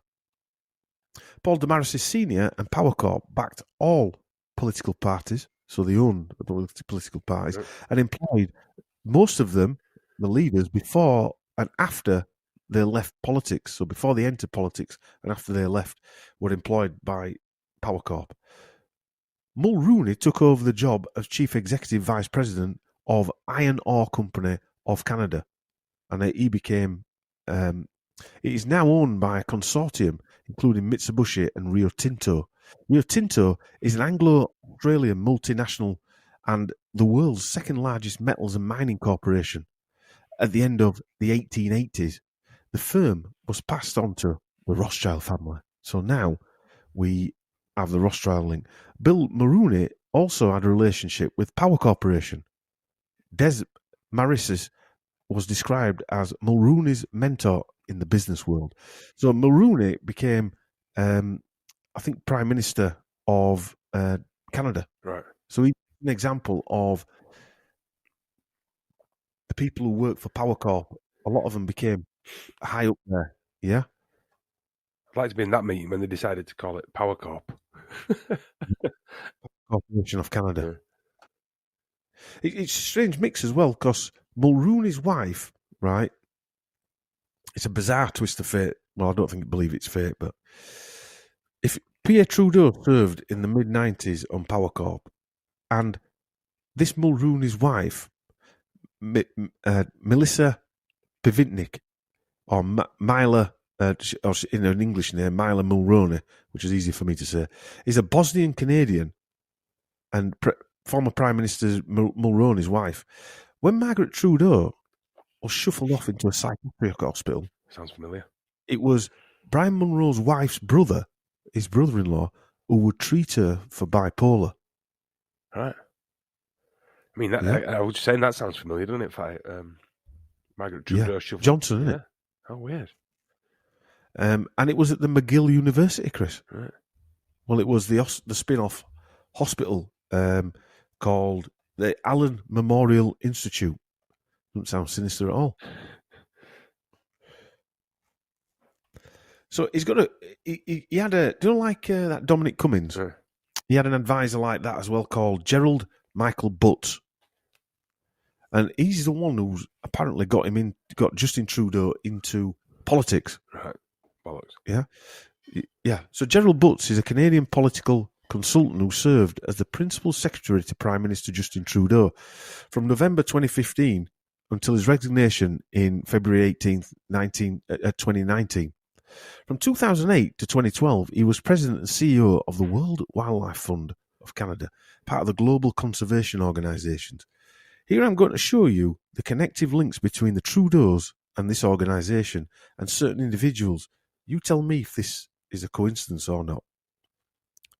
Just on a side note, the World Wildlife Fund for Nature is an international non-governmental organisation founded in 1961 that works in the field of wilderness preservation and the reduction of human impact on the environment. Yeah, bullshit. It's white people taking over Africa. Yeah, and getting rid of people. Yeah.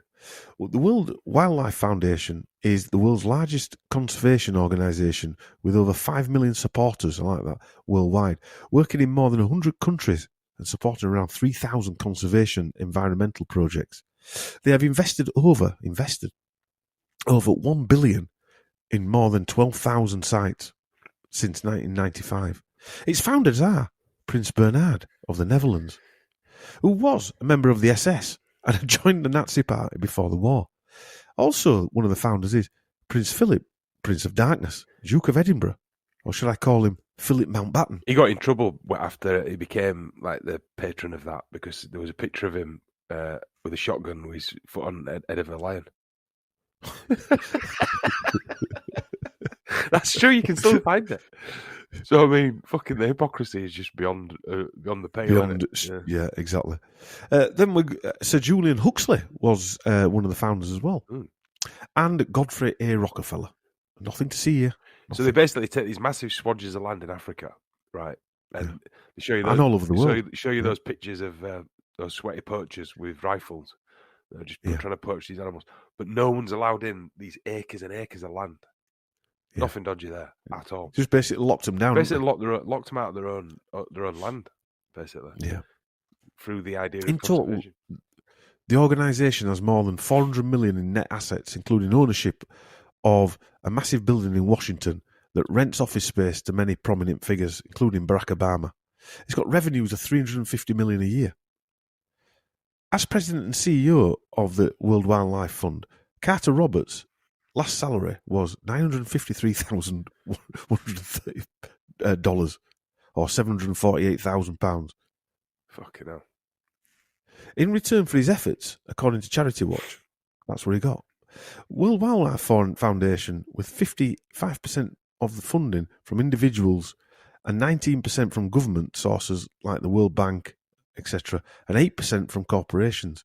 Some of its largest donors are large-scale foundations known for cutting massive checks, including the David and Lucille Packard Foundation, the Rockefeller Foundation, and the New Venture Fund. It's a dark money group managed by Arabella Advisors. Arabella Advisors also managed the 1630 Fund. You can't get it. A left-leaning secret money group funded by George Soros and Pierre Ademar, who was a young global leader. World Wildlife is partnered with Lafarge, which is owned by Power Corp. The Desmarais family, also who were mentioned earlier, this is who Trudeau's maternal grandfather, James Sinclair, of the Privy Council, was president of and chairman of Lafarge Cement, and also Pierre Trudeau worked there, and lots of other people that they knew, and they funded the World Wildlife Fund, who Justin Trudeau's advisor worked for. I mean, I think we've talked about this. It'd be good to do some of these charities, wouldn't it, Fire? It would, yeah. I mean, World Wildlife Fund with a nice little panda logo. Just the same as anyone else. And they're more sinister, actually, aren't they, in a lot of ways? The bigger they are, the more sinister they are. Like the Red Cross and World Wildlife Fund. It's a scam. In plain and simple, it's a scam. You're basically taking land off people's native land. You're taking the native land away from the people. Yeah. Again, here we're led to believe we have an advisor and best friend of the Prime Minister, Gerald Butts, who was president of and chief executive officer of the World Wildlife Fund Canada, that was started by Nazis and whose brother wrote Brave New World. That's funded by multinational companies like Coca-Cola and Lafarge that are owned by the family who backed the Trudeau's father and who Trudeau's grandfather worked for, who are funded by the World Bank, the Rockefellers, the Packard Foundations, dark money groups, etc. I could go on, but So who is this Gerald Butts? Like in 2014, yeah, it's actually Gerald Butts. Is the 14th. Apparently, in 2014, he was voted the 14th most powerful Canadian. Right, we've heard that before. Yeah, he's the former principal secretary to the Prime Minister, as I said, and he was praised as the architect behind the Liberal Party of Canada when they got to power in 2015, fronted by Justin Trudeau. He has a Polish mother and a Ukrainian father. He's getting a lot of attention, Ukraine. Yeah. It didn't exist till 2014, did it? He was at McGill University as well, and that's when he was introduced to Justin Trudeau by a mutual friend, Jonathan Ablett. Butts invited Trudeau to join the McGill Debating Union. They bonded while driving back to Montreal after a debate tournament at Princeton University. I bet that was fucking interesting. There, he was also elected president of the Canadian University Society for Intercollegiate Debate and won the National Debating Championships 2 years in a row. Can you remember I entered that debating championship, Chris? Do you know, just thinking, Fire, just on a side note, you know when they come up with stories like that, they drove back and they bonded? Yeah. It just made me think when we're on about psychopaths, they try and create these stories, these romantic stories, because maybe they can't behave like that. That wouldn't ever exist in their world. So like a psychopath, they have to create these stories that they think taps into our... good thinking. Do you know what I mean? Make it sound normal, but it's far too normal, isn't it? I've brought this up before, just very quickly, but I was reading Empire magazine again the other day, and they were on about a film, and it was saying that the main actor wanted this guy to be in the film. So you're talking a massive major Hollywood film. Wanted him to be in the film. Yeah. So he went and found him in a coffee bar in Los Angeles, and they had a coffee together, and then they met up again and they drank loads of tequila. And after a round, you're like, that didn't happen, did it? No, it didn't happen. He didn't go and find that movie company. They told them they were going to make. What I mean is they're romanticizing this. I don't know why they do it with films. It's bizarre. They create this romantic, this bullshit romantic it's because story. I think the populations want to hear lies, don't they? They live off lies. Is it? The whole world is a lie, isn't it? Well, yeah, it is. But is it tapping into a nostalgia thing as well? Like, I remember when I did that. I met my mate for a coffee, and then I had a tequila with. But it's like they're trying too hard to do it, so it becomes obviously a lie. The whole thing's a script. It seems that way to me. Yeah. Whether it's been driven by individuals or from, like when we spoke to Jerry, by external entities. Yeah. And they're just playing some sort of weird game. And I'll use the royal we for people who are listening, and we can see the game is bent for some reason and can't be controlled in that way. That doesn't mean say we're not being controlled, by the way. No, but it's just like the nonsense too, Mark II. I don't know. I just watch it. I can't believe anyone could buy it and have that conversation about it. Yeah. I read somewhere that it was Butts that convinced Trudeau to enter politics. So Trudeau apparently had no interest in entering politics. Sorry, that's where I went on the romantic story back. Yeah. But upon graduating at McGill, his first job was working as a research assistant in the Senate office of Alan MacEachen. Alan MacEachen became Deputy Prime Minister of Canada in 1977 under Trudeau's dad, Pierre. A post that was held whenever Trudeau was in office. So, again, here we have Alan MacEachen and Trudeau's advisors working for him, and he worked for Trudeau's dad. It's like the same people all the way through, greasing tracks, pushing people together. Mean, the fact that a PM's son becomes a PM is immediately wrong anyway, surely. Yeah, well, it must be. But Gerald Butts worked for the man who was Pierre Trudeau's Deputy Prime Minister and advisor. I just don't believe in them coincidences at all. No. Butts left World Wildlife Fund Canada to become advisor to Justin Trudeau. in 2012, Butts was interviewed by Steve Parkin for the Agenda show on the topic of the best way to clean up the environment. And this gives you an insight into who he was. I listened to him. I couldn't. It was boring, to be honest with you. But he pushes the nonsense, the environment and all that other crap that they're talking about. And he's now senior advisor at Eurasia Group. And Eurasia Group is a political risk consultancy founded by Ian Bremmer. So he's going round advising companies on how to become climate aware and all this type of stuff. Okay. And he was, I'm sure he was a young global leader as well. But he's certainly been at the World Economic Forum. In an article in the Financial Post, it said Schwab and the World Economic Forum had helped setting up their Canadian infiltration mission, including from Trudeau's former chief of staff. Butts has been a participant at the World Economic Forum's Davos conferences and a leading backroom organiser of the Trudeau government's ideological gambit. The World Economic Forum infiltration of Ottawa has never been a secret, nor has Butts' involvement. But it's far from being common knowledge among voters that the ideological model behind the Liberal policy machine, the steering mechanism that guides the decisions and policies, is subversive and authoritarian. It also covers the massive policy territory from climate change to COVID-19. So that was a story that was written in on a blog that Gerald Butts was part of the World Economic Forums, and he has been pushing the ideology behind it. He also attended the Bilderberger conference in 2007, in the 55th Bilderberger meeting held in Turkey. Right. So, but that was around the time where he was convincing Trudeau to become to go into politics.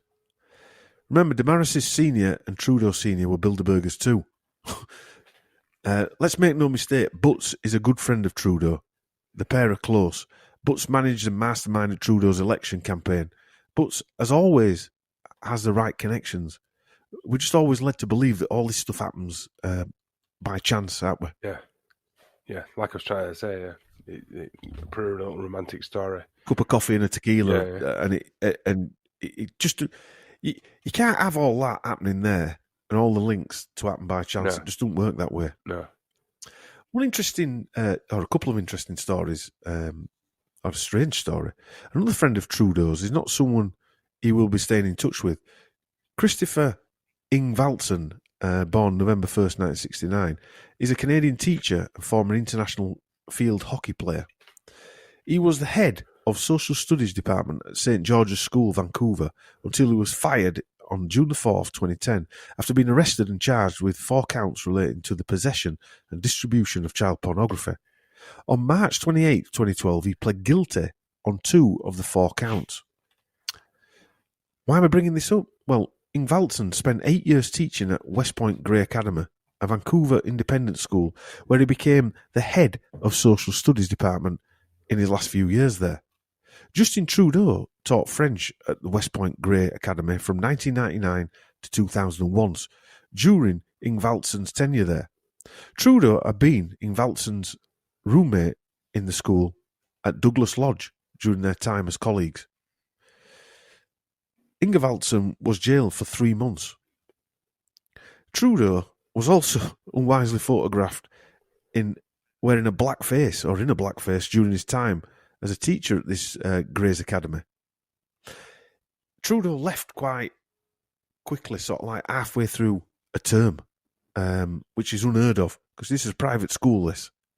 And he left very suddenly halfway through the term. Right, because his ex-roommate had been caught with kiddie porn. Well, there is talk that he was set up, that guy, because he was going to start talking out about Trudeau. Right. From what I've read. Well, it is a classic setup, isn't it? It is a classic setup. In one story, which Trudeau disputed at the time, the Ottawa Citizen reported he had left to pursue speaking gigs. In fact, Trudeau took a job at another public school.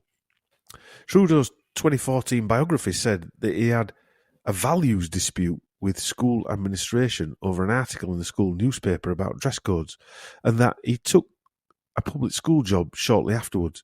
So what he's saying is he left a private school and went into a public school. And he left because he was rebelling. What a hero. Yeah. It doesn't make sense. I want to point out that a few things stand out in all our presentations. Most of the people we research are from some kind of royal bloodline. They're either Jewish or Jesuit.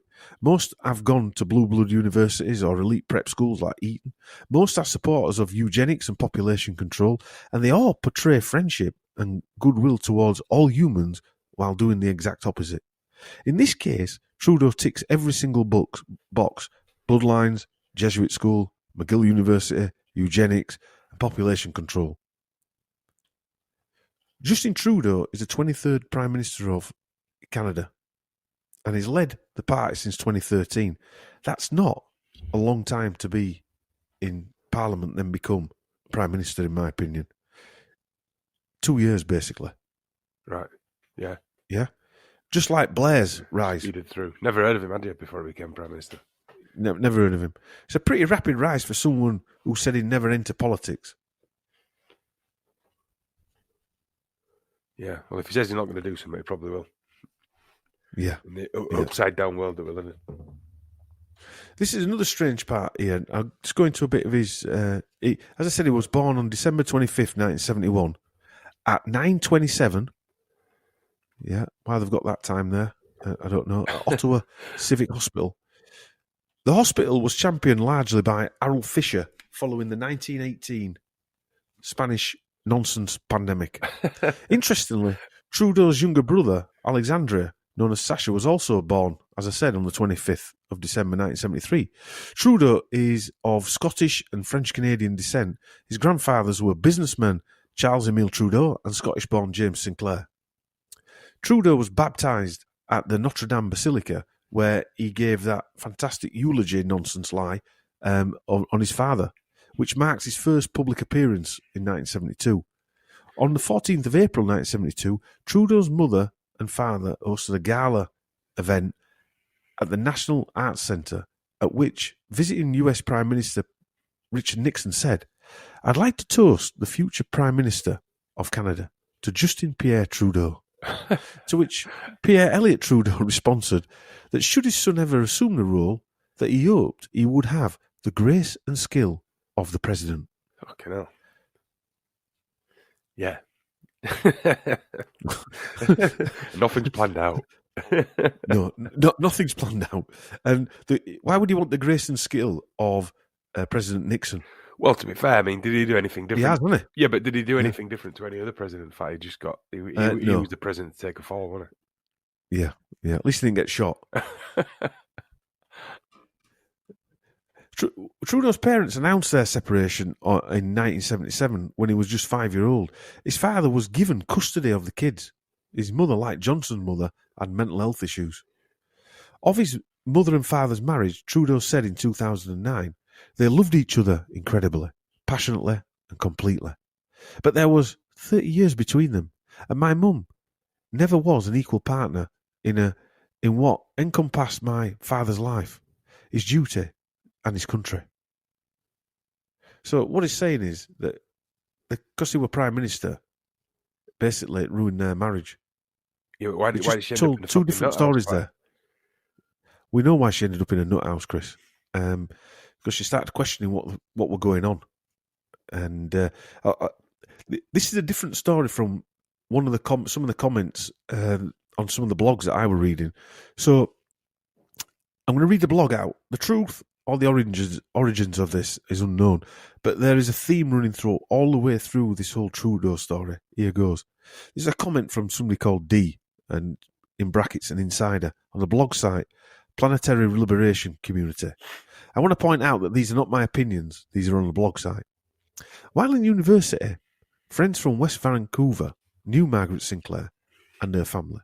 I was told by Margaret's friends some years after the event that very early in her marriage to Pierre Trudeau, while living in the prime ministerial home in Ottawa, she had arranged to be away for the weekend, but something unexpectedly came up, and she returned home to walk into a full-blown orgy, replete with little boys and at least one goat.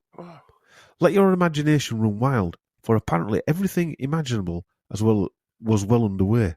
In shock, she promptly was ushered away by Trudeau and was soon at the Allen Memorial Hospital in the care of Ewan Cameron, who made certain she had a well-managed breakdown. This is what is behind the nervous breakdown she supposedly had, which was dutifully handled by the press for public miscomprehension. Yes, Trudeau was a satanic paedophile who was recruited early on in his life to serve Luciferian intent. By the way, he met and became a good friend of Fidel Castro before his election as Canadian PM. They met at a communist training camp in Algeria in 1948. Castro, when meeting Justin at the age of just a few months, is recorded as saying, "It's a pleasure to be in the presence of the future Prime Minister of Canada." Yes, absolutely, Justin was subjected to whatever conditioning was needed to create this Manchurian candidate who is currently performing his long-ago programmed role to advance the satanic agenda, which is what you talk about.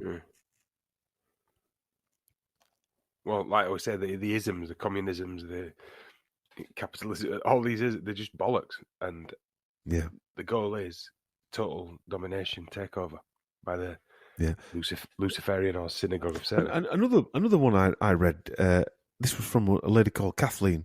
I used to work in a private school in Switzerland. Children of very wealthy, influential families and famous families.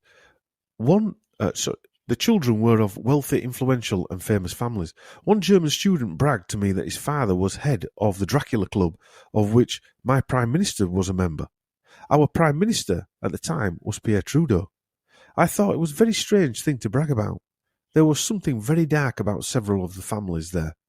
30 years later, I've learned that many of my past students' lives were tragic or unhappy, rife with dark family secrets.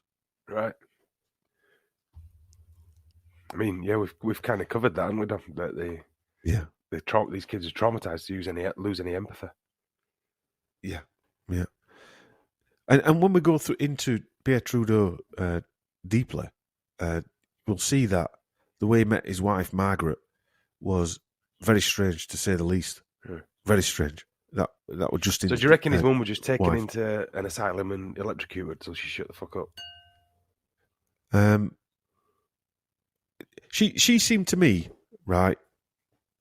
You said it about Johnson's mum, like a breeding mare. Yeah. I think it would die. Princess Diana, wasn't it, that said that? Brood mare, or whatever. When we did the Johnson thing, you couldn't help but feel sorry for the mum for some reason. I don't, I'm going on an instinctive level here, by the way. But instinctively, I felt sorry for her. She looked like a nice person. Well, I remember saw looking at her art, because she had an art website, with all her paintings on it. And stuff. And she seemed like a nice person. I looked at his mother, Margaret Trudeau. She was an 18-year-old when she met this old satanic freak. Yeah. So you can imagine what happened to her, can't you? Yeah. She just drove insane. Literally. He remarried after. Trudeau has 3 half-siblings, Kyle and Alicia, from his mother's remarriage to Fred Kemper, and Sarah from his father's relationship with Deborah Coyne. More on Deborah Ryland Coyne, Justin's stepmother, is a Canadian constitutional lawyer, professor and author. She gained a Master's of Philosophy at the University of Oxford in International Relations. She was an employee of the Prime Minister's office of John Turner in Canada. And on June 27, 2012, Coyne announced she will be candidate for leader of the Liberal Party at the same time as Justin Trudeau was going to be candidate for the Liberal Party leadership. So he had stepmom and stepson. And she obviously dropped out because anyway, she helped her stepson basically take the Liberal leadership by taking the votes away from the opposition. Deborah Coyne is a cousin of journalist Andrew Coyne and actress Susan Coyne, and she's a niece of former Bank of Canada Governor James Elliott Coyne. what a name to be governor of, I think you said that, Bank of Canada, called Coyne. And it's spelled Koyne, but it's still Coyne. Sounds like he's like. And James Coyne also studied at Oxford University as a Rhodes Scholar during his time in office as Bank of Canada governor. So he had a much publicised debate with Prime Minister John Diefenbaker, a debate which often referred to as the Coyne Affair or sometimes the Coyne Crisis, which led to his resignation and eventually greater central bank independence in Canada. So they even used his name Coyne as to make it into the Coyne Affair, the Coyne Crisis. What the fuck is going on there? I don't know. It's mental, isn't it? It's just mental. And as we know, set up the central banks, and here we have the first of many direct links to the Trudeau family of the global elites. In this case, I suppose the Rothschilds. And yeah, Trudeau attended a Jesuit college that he called the Jean de Baruff. Collège Jean de Baruff is a subsidised private, previously Jesuit French language educational institution offering secondary school and college-level instruction in Quebec.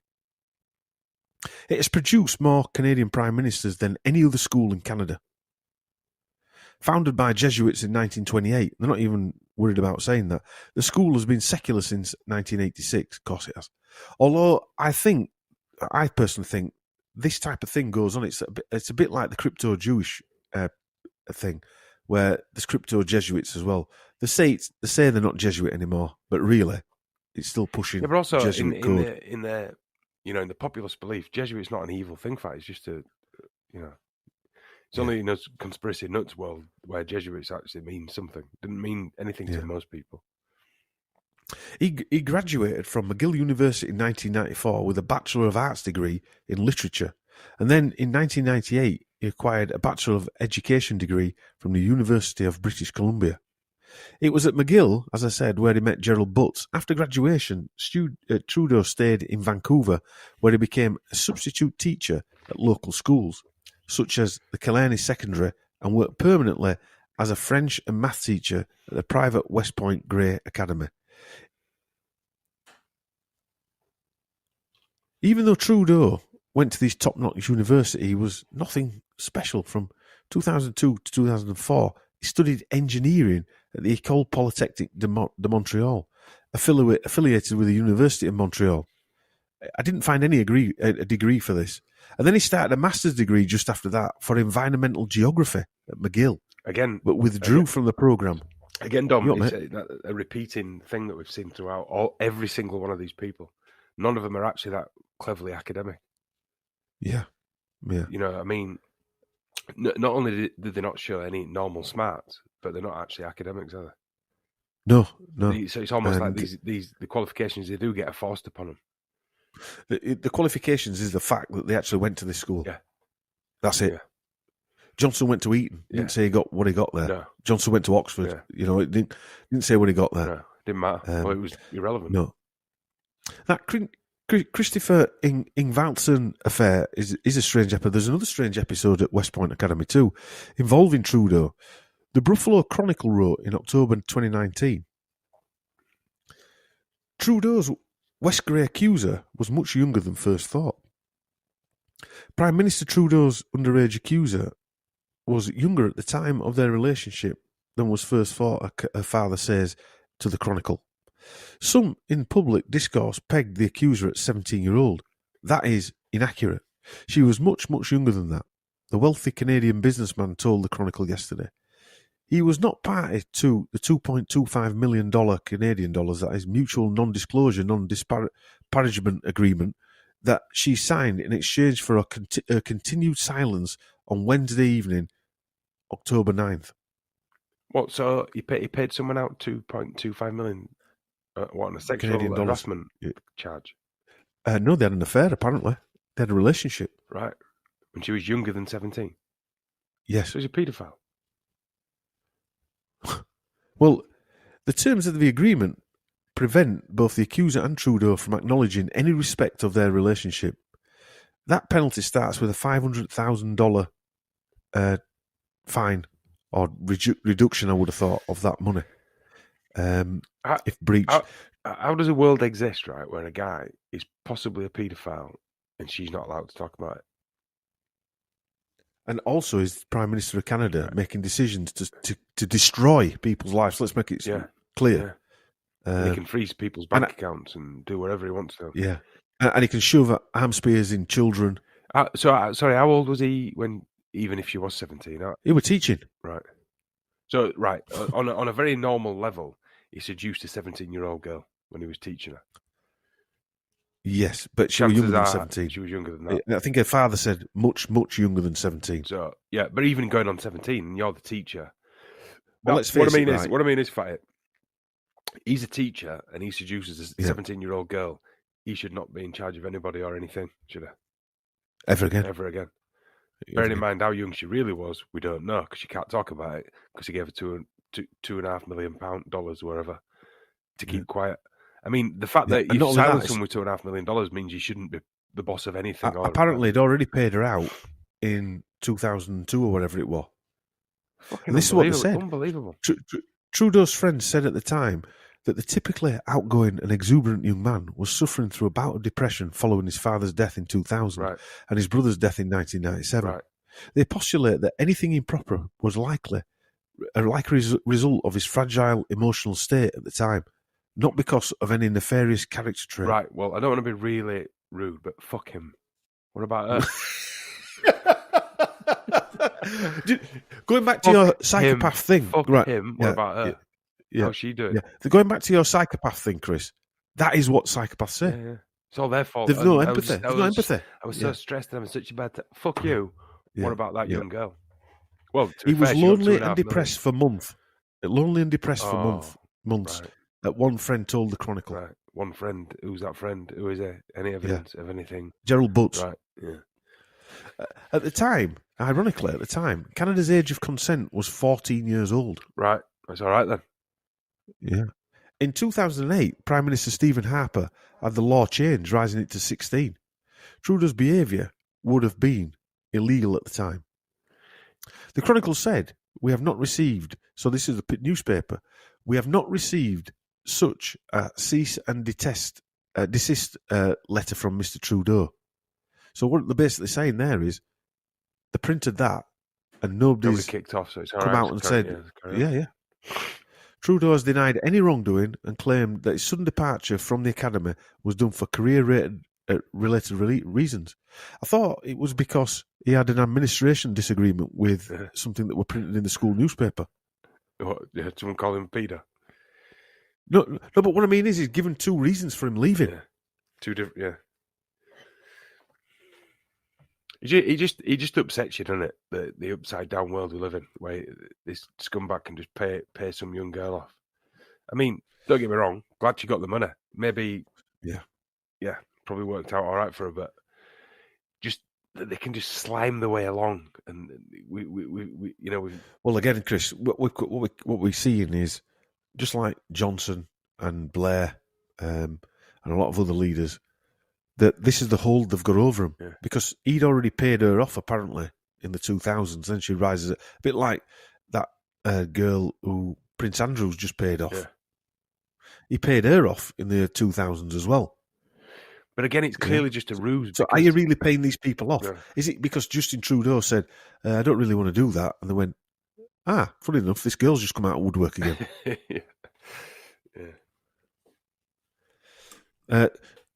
Trudeau is married to Sophie Gregory, a Canadian former television host. She's involved in charity work and public speaking, focusing mainly on women and children's issues. She is a WE ambassador for the WE charity, the only child of Jean Gregory, a stockbroker, and Estelle, a nurse. Interestingly, she's a classmate and childhood friend of Michel Trudeau. And the word is that they were seeing each other at school as boyfriend and girlfriend.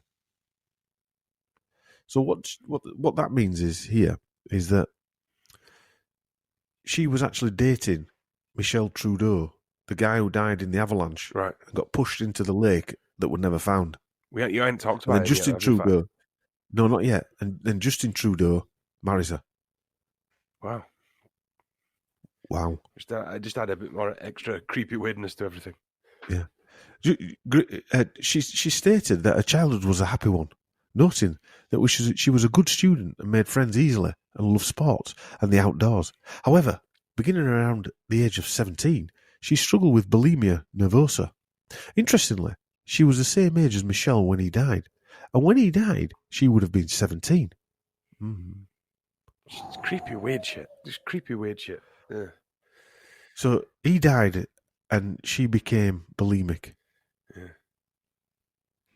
There's no coincidence there, Chris. That's not a coincidence, that. I did some digging on ages there, and them ages are correct. And when I found that out, you just know there's a link there that they were boyfriend and girlfriend. Maybe she were told that she couldn't see him. Maybe he were told to stop seeing her because she were promised to Justin. Yeah. I don't know. Yeah. But it was it's a strange link. The problem lasted into her early 20s when she revealed the illness to her parents and subsequently began a 2-year period of recovery. She credits therapy, the support of her loved ones, and yoga as her recovery from the illness. She subsequently attended the College of Jean de Barouf before studying at the McGill University, intending to follow her father's career path, but she switched to communication studies and ultimately graduated as with a Bachelor of Arts degree in communications at the University of Montreal. So let's get this straight. Michelle died. She got bulimia nervosa. I'm guessing bulimia nervosa is a stress-related bulimia. Oh yeah. Then she went to 2 CIA MK Ultra mind control universities and became a TV presenter and married his brother, who is now part of the global takeover. Yeah, when you put it like that one sentence, actually, just, yeah. Because both of those universities, McGill and Montreal, were part of the CIA's You almost, just from what we've done before, you almost get the impression that a parent sold her on. Oh, yeah, part of some secret club. Yeah, you just literally sold her on. Do this, do that. Never thought of it like that. You've got this and that, and you've got this and that. She is also the classic charity campaigner covering all boxes and bases. Causes she supports include Sheena's Place, the BACA, both of which assist those suffering from eating disorders. Le Maison Bleu, a drop-in centre for at-risk pregnant mothers, which is, I think, funded part of the Planned Parenthood. Doves, Pay Beauty Forward, a campaign for self-esteem fund, personal care, funded by the personal care and owned by British multinational consumer goods company Unilever, who are one of the funders of the World Economic Forum with revenues of 52 billion. You see, you even going that further in there, you start to wonder: did she even have bulimia affair? She might have done, or was it just? I don't know. Well, it's a coincidence that she mentions that.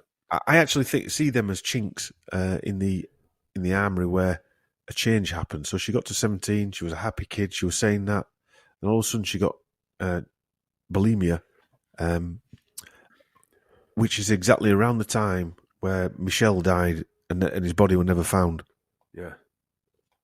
And that is... is it... I don't think there's a... Is it she knew something happened to him, okay, and then she got ill, but we know that you know, but now we'll reward you with this. And now you're all right.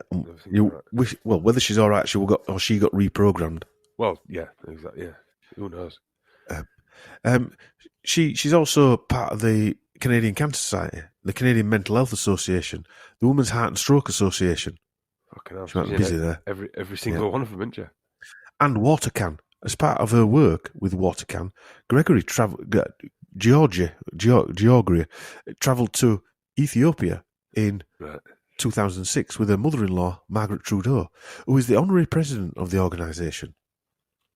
Right. The trip featured in a Canadian TV documentary, A Window Opens, Margaret and Sophie in Ethiopia, which aired in May 2007. So instead of you and your stupid psycho mother-in-law taking a first-class trip to Ethiopia that cost probably God knows how much, and what do they do when they get there? Do you know what I mean? Why not just... Well, they've solved everything now. They don't need to... Because why not just tip the money over? Geldof solved it in 80s, in 2000s.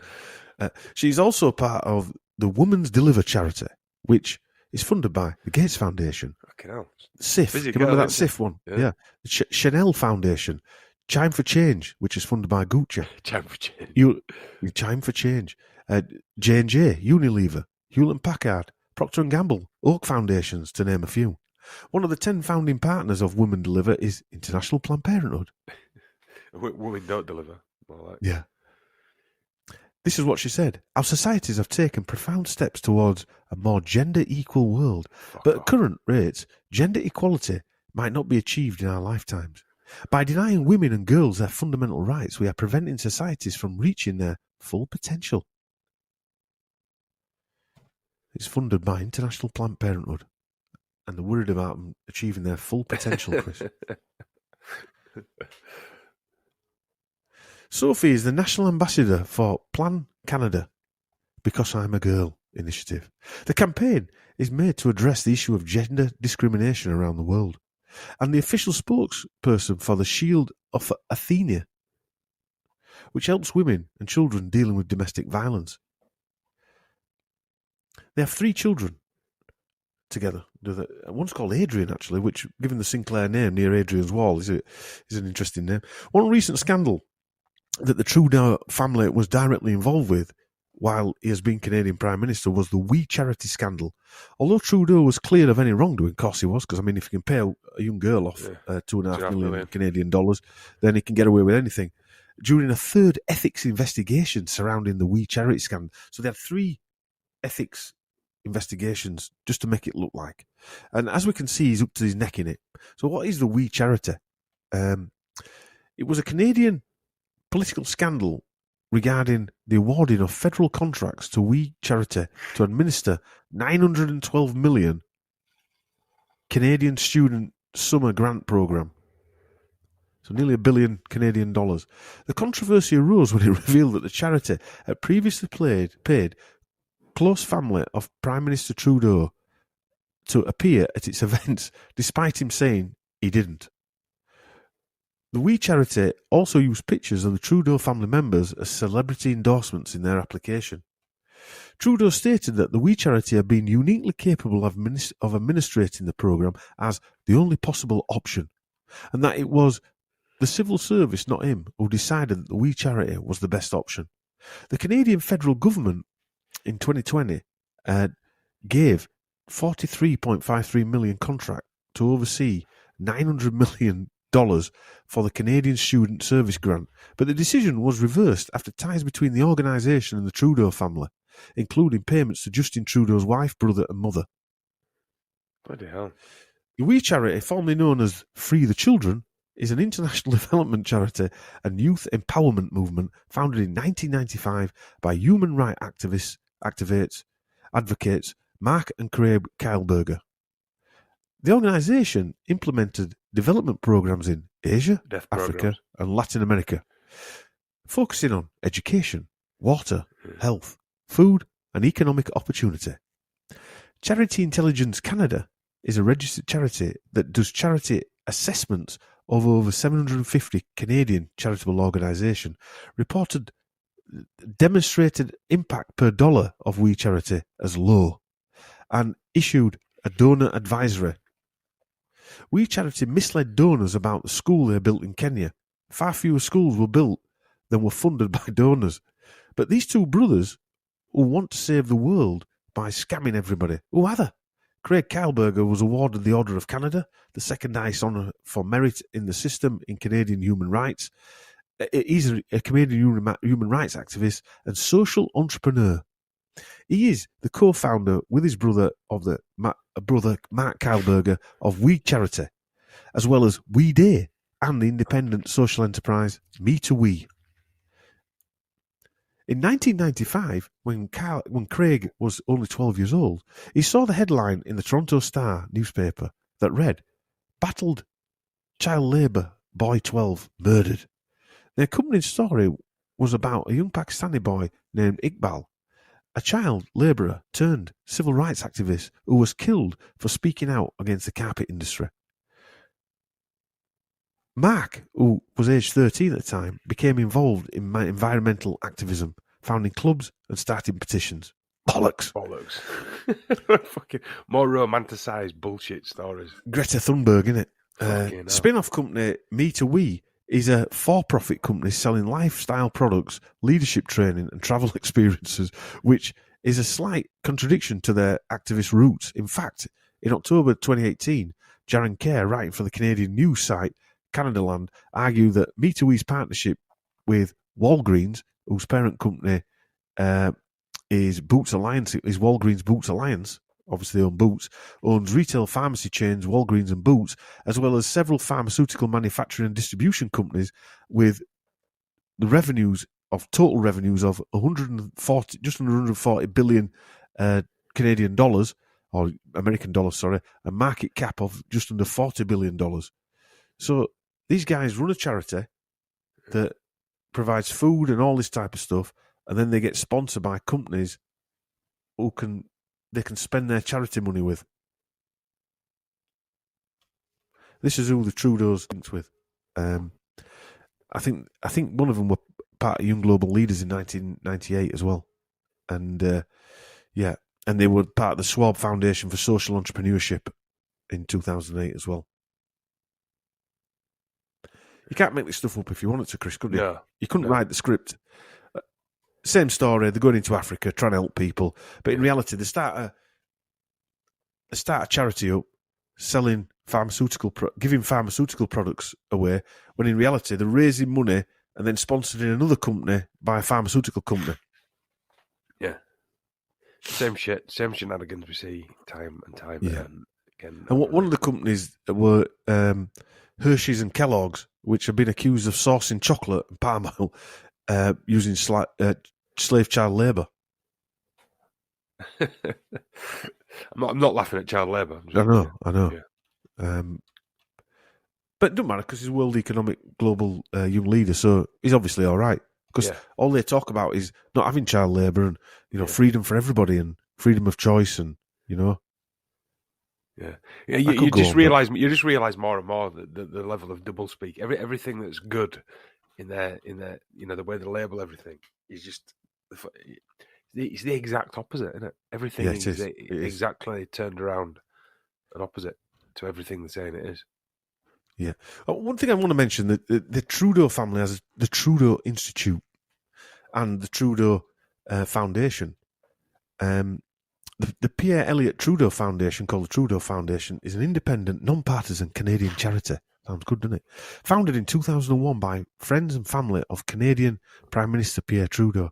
The foundation supports creative and critical thinkers who make meaningful contributions to critical social issues through scholarships, fellowships, mentorships, and public interaction events. The foundation manages an endowment of more than 140 million Canadian dollars. In 2014, Maurice Rosenberg, I don't know where he's from, was appointed President and Chief Executive Officer. There's that Red Rose link again. And Rosenberg holds a BA from McGill, MK Ultra Central. A lot of McGill. He was appointed as a member of the Order of Canada. Queen Elizabeth II, the reigning Canadian monarch, is the sovereign of the Order and the Governor of General Administrations of the Order. When I started this research, I didn't realise how ingrained the royal family still are in Canada. Yeah. Well, did you watch that gob match about the crown? You do get that feeling, Fi, that the crown, and whether it's the Queen or whatever, God the last, yeah, whether it's the Queen or whatever, they are still in control of the whole fucking shenanigans. Yeah, well, it's the crown, innit? Forget all the individuals. Yeah, it doesn't mean system. Yeah. Bank of England, whatever it is, the square mile. Yeah, the crown.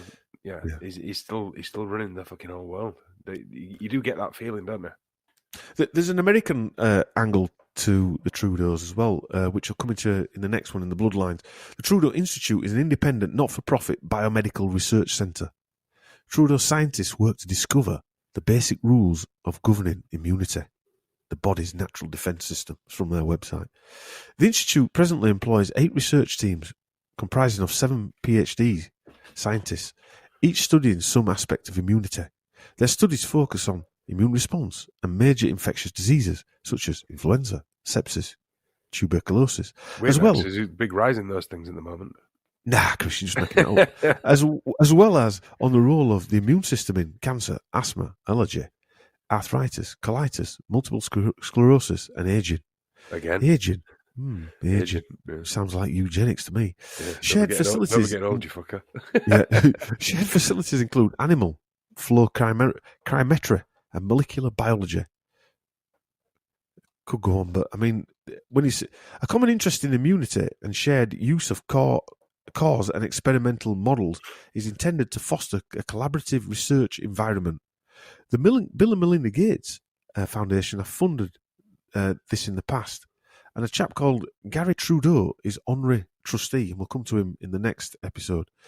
President and director Astu Kukai, PhD, worked for Pfizer. He's recipient of the Pfizer Global R&D Achievement Award, or Research and Development Award. Although related to the Canadian Trudeaus, this was set up by the American branch. Right, there's an American Trudeau family. There's an American Trudeau family as well. And I'll tell you now, one of them, when I go back into the timeline, one of them was a voodoo priestess. I'm fucking not shitting you, Chris. All right, yeah. So through like New Orleans, French. Yeah. Creole. She was a Creole voodoo priestess. Right, that makes sense. Of course, she would be. Yeah. You might as well throw a voodoo priestess in there where you can. And she was a slave owner. Oh, right. Yeah. She was a voodoo priestess that owned slaves. Imagine working for that cunt. But yeah, I've had some dodgy bosses over the times, but that was take the biscuit. So let's just go into some timelines here. The court case that we were talking about happened it wasn't a court case, the payoff happened just before the election in 2019, which is crucial to the New World Order Canadian plans, was for Trudeau to get elected again, which he scraped in narrowly. Was he questioning the plan, or was this just a cattle prod just to push him along? Did he need persuading? Just like Prince Andrew, the accuser comes back around out the woodwork to sue again. So they could come back again, couldn't they? Remember, this was 2019 and his second election victory before the nonsense began. Was this and the Christopher Ingvaldson affair at West Point Academy used to set him up, used to convince him to run for Prime Minister? Isn't it strange that he, like Johnson, is caught lying, having affairs? He has advisors that look like handlers, yet he's looked at as the saviour, or he was. Just remember, Justin Trudeau, again, was born on the 25th of 1271. And Trudeau have several things in common. The fact that both were told very early that they would become Prime Minister. They had domineering fathers. They had fathers who worked closely with the Rockefellers. Both seem to have had traumatic upbringings. Both Trudeau and Johnson's mothers were sectioned and institutionalised in mental hospitals. Both are actors. They both went to Ivy League schools and universities. Their fathers were eugenicists and population control pushers. And they both had the bloodlines. Oh, and one more thing. They both look and act like they've been through some kind of mind control program.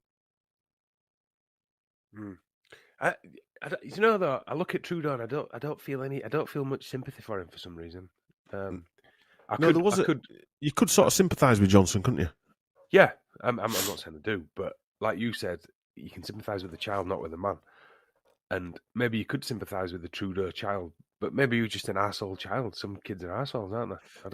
I don't know if he was or he wasn't, or whether the guy's just been victimised. I'd say victimised. He's been victimised, I think. But do you know, after everything we do, I would say I do feel sorry for these people to an extent, because I do think... Feel sorry for the child? Yeah. Like you said, I feel sorry for the child, not the man. But also, I just think they live in another world. What is becoming apparent is they live in another world. They behave and their rules are totally different to ours. Yeah. That's what they're doing, you know. And some of the actors and other politicians you see on screen, maybe not as sold into it as them. You know, maybe their dad's out wearing the red robes with the white trimmings. And some of them, I don't know. I mean, that story's strange. I've got to say, that alert story is a weird one. But what I mean is, it's just a constant question. There's no answers here, is there ever? No. It's just, you know, I don't know. Are they... Well, I mean, the way he treated, and the Canadian government, the Canadian people, and I've got to say, the Canadians I've met and the people I've seen on interviewed when they were demonstrating, they don't strike me as unreasonable people. No. And no, you're right. Actually, I retract that. I don't feel sorry for him at all. Yeah. This guy's an a-hole. Because I feel sorry for the child. Yeah. Because they didn't know. He didn't know that they were born into some. And is it to it, family. like we've talked about before? Is that to extract the empathy? So they've got no empathy. I think so. We Yeah. get to this point. Yeah. But it does seem like him and Johnson have been. Yeah. Well, I wrote here. They look possessed. These people look like they've been terrified. They've seen the pit of hell, if you like. They've been taken over. But also, by... you can't take away the fact that they look like they're enjoying it a little bit. Trudeau looks like he's enjoying it a bit. Yeah. Not so much Johnson, but then you've got that New Zealand crazy woman. She looks like she's loving it. Yeah, yeah. But they look like they're loving it. But that's what psychotics do, don't they? Yeah. Well, Ted Bundy, who represented himself as a lawyer, didn't he? And he's just smiled all the way through it. Well, I mean, there's shenanigans involved in that. But why would they let him represent himself? Yeah. You know? Well, there's more footage of him who's apparently a serial killer, but yet the average Muslim bomber stroke terrorist you never see ever again. But Ted Bundy, there's hours of footage of him talking about. And they made a Hollywood film of him, and more than one. More than one. He's the poster boy for that generation of that type of thing, isn't he? Serial killer. Yeah. For the serial killer. Yeah. Which is questionable. Yeah. And to behave like this, you have to be committed to the cause, don't you? Like when you think of the SS, I'm not saying I agree with everything about the. I'm not anti-German at all, but when you think of the SS, they had to be committed to do what they did. Like the SAS, they had to be committed to doing what they're doing. Deprogrammed, brainwashed, and then reprogrammed with the agenda. Yes, yeah. And Trudeau ticks them boxes. I think he was, as his father and mother, and more than likely in some mind control system. At this. I mean, you can't skirt away from the fact. I know we've talked about it before, but the same with Johnson. Both their mothers ended up in lunatic asylums. That is bizarre. Yeah, it is. Even that one coincidence alone is bizarre. Well, I mean, Trudeau's mother, Margaret, ended up sleeping with Rolling Stones. She was partying at Studio 54. And slept with Lou Rawls, apparently. Not soul singer, Lou Rawls.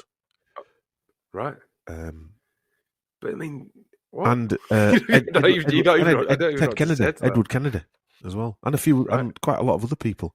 So that therefore would say the Kathy O'Brien level of she was a I would say she was, I mean, mind controlled sex kitten. Well, when we go into her background of how she met Trudeau on an island in the middle of the Pacific on a holiday, apparently, that was owned by the French arm of the Rothschild family.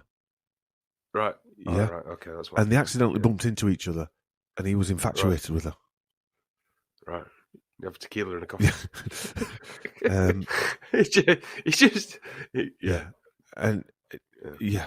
When you read the story, and then we'll do a breakdown like we did with the eulogy, you'll realise that the whole thing was just a setup that you go on holiday, you'll see her there, and then she's got to go with it. It reminds me of that. It reminds you of that John Lennon when he met Yoko Ono, and he went to her art gallery, and they met at the top of some stairs. She has to be a witch of some nature, doesn't she? In fact, she released an album called "I Am a Witch." Right. So. She's actually telling you she's a witch, and she wore that big pointy hat all the time through the 70s. But I don't know how much evidence. At this point, we'll do a bit before we finish on the McGill University, because, like I said, to behave like this, you've got to be committed to a cause or brainwashed into a cause. And I'll show you a little bit of a timeline with this. The Trudeau kids had a traumatic upbringing. I mean, that alert in Canada trip tells me. Well, one of them died. And one of it, well. And his timeline from leaving university to entering politics, Trudeau Jr. graduated from McGill in 1994 with a Bachelor of Arts degree in literature. and he acquired a Bachelor of Education degree at the University of British Columbia. During his time at McGill, he met Gerald Butts, who was a Bilderberger, a World Economic Forum, convinced him to enter political debates. This were around about 98-ish. In 1998, his brother Michel died in mysterious circumstances, which we'll cover in another episode in more depth. After graduating from 1999, 2001, he taught French, humanities and maths and drama at the private West Point Grey Academy. This is where he met fellow roommate Christopher Ingvaldson, who was convicted of child pornography photos. It was also while at West Grey, he apparently had a relationship with an underage girl whom he paid off twice, the second time for $2.25 million, I think it was. And he also painted his face black and wore a kilt, sat on a chair, with kids sat on the floor while he's reading a book. So he sat on a chair on a raised platform like a mini stage in this classroom with a kilt on, with kids sat in front of him. Right. The picture's a weird one. I ain't seen that. He also denied that this was the reason of his sudden resignation and departure from teaching in 2001. His father died in 2000, causing more trauma. In 2000, Trudeau, then 28 or 29, emerged as a prominent figure after delivering a eulogy at his father's funeral. After leaving West Point Grey under a cloud from 2002 to 4, he studied engineering at the École Polytechnique and the University of Montreal. Engineering and literature, Chris, are a bit different, aren't they? I'm going to study literature. Yeah. No, I'm going to change that to engineering. He then went back to McGill and started a master's degree in environmental geography. So you've got literature, engineering, and environmental geography. But withdrew from that programme to seek public office. In 2007, Trudeau starred in a 2-part CBC television miniseries, The Great War. After saying he definitely wouldn't be a politician, guess what he did? A 360-degree turn and ran for office. Winning the 2008 federal election, he was elected representative of the riding of Papineau in the House of Commons. We hear this a lot from these characters, don't we? I'm not running. Boom, I've run. Yeah. Well, totally upside downness. And also, who would vote for that guy? Really? In fairness, Chris, who would vote for anybody? I've never voted in my life, never about to, because I don't know any of these people, so I can't trust them, I can't believe them, and not one politician has ever done what they've said they're going to do. Yeah. I mean, without getting into politics, it should be a local level of politics, shouldn't it? That's what's happened, isn't it? They've just turned it into... Well, turning it to a global level now, aren't they? All these people are... Well, it's gone from local, as it used to be, where if you were a mayor of a town and you put... I saw this video once. If you put weight on the next year, they put you on a weighing scale and you got voted out because you'd basically grown fat on... But it makes sense, doesn't it? You know, on a very basic level. So it went from local to national, and now they're trying to get it to global. So everything's global. That's my breakdown of... But just to finish off part one, the Trudeau presentations, at this point we'll discuss CIA's MK Ultra program in Montreal's McGill University and a few others. Now, when we do the presentation on the Trudeau family, or I will go into more details, but as in Pierre Trudeau and Margaret Trudeau, I just want to give a bit of an overview on that, because just to finish this bit off. McGill University has been home to many notable people among its alumni and faculty. There are 12 Nobel laureates, 145 Rhodes Scholars, as well as 5 astronauts. The current Prime Minister, with funky wellies on, the current twats in space. The current Prime Minister and 2 former Prime Ministers of Canada have also gone there. The current Governor General of Canada, 15 Justices of the Supreme Court, and at least 8 foreign leaders and over 8 dozen members of the Canadian Parliament, United States Congress and British Parliament, and other national legislatures. at least 10 billionaires, 6 Academy Award winners, 3 Grammy Award winners, 4 Pulitzer Prize winners, 2 Presidential Medal of Freedom recipients, and at least 5 Emmy Award winners. William Shatner was one of these notable people at McGill University. And an astronaut. Have some of these people been MK Ultra'd? Shatner basically invented the modern view of space to millions of people, didn't he? And then went to space. And then, well,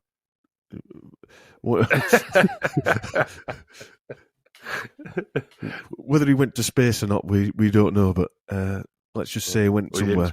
Or he's in space. Yeah. I want to say that not everybody who goes to an Ivy League school or university are bad people. In fact, the majority of people will just be normal people. They'll even go to normal schools. And any school you go to, you're going to be indoctrinated with at some level of mind control, because we're all mind controlled.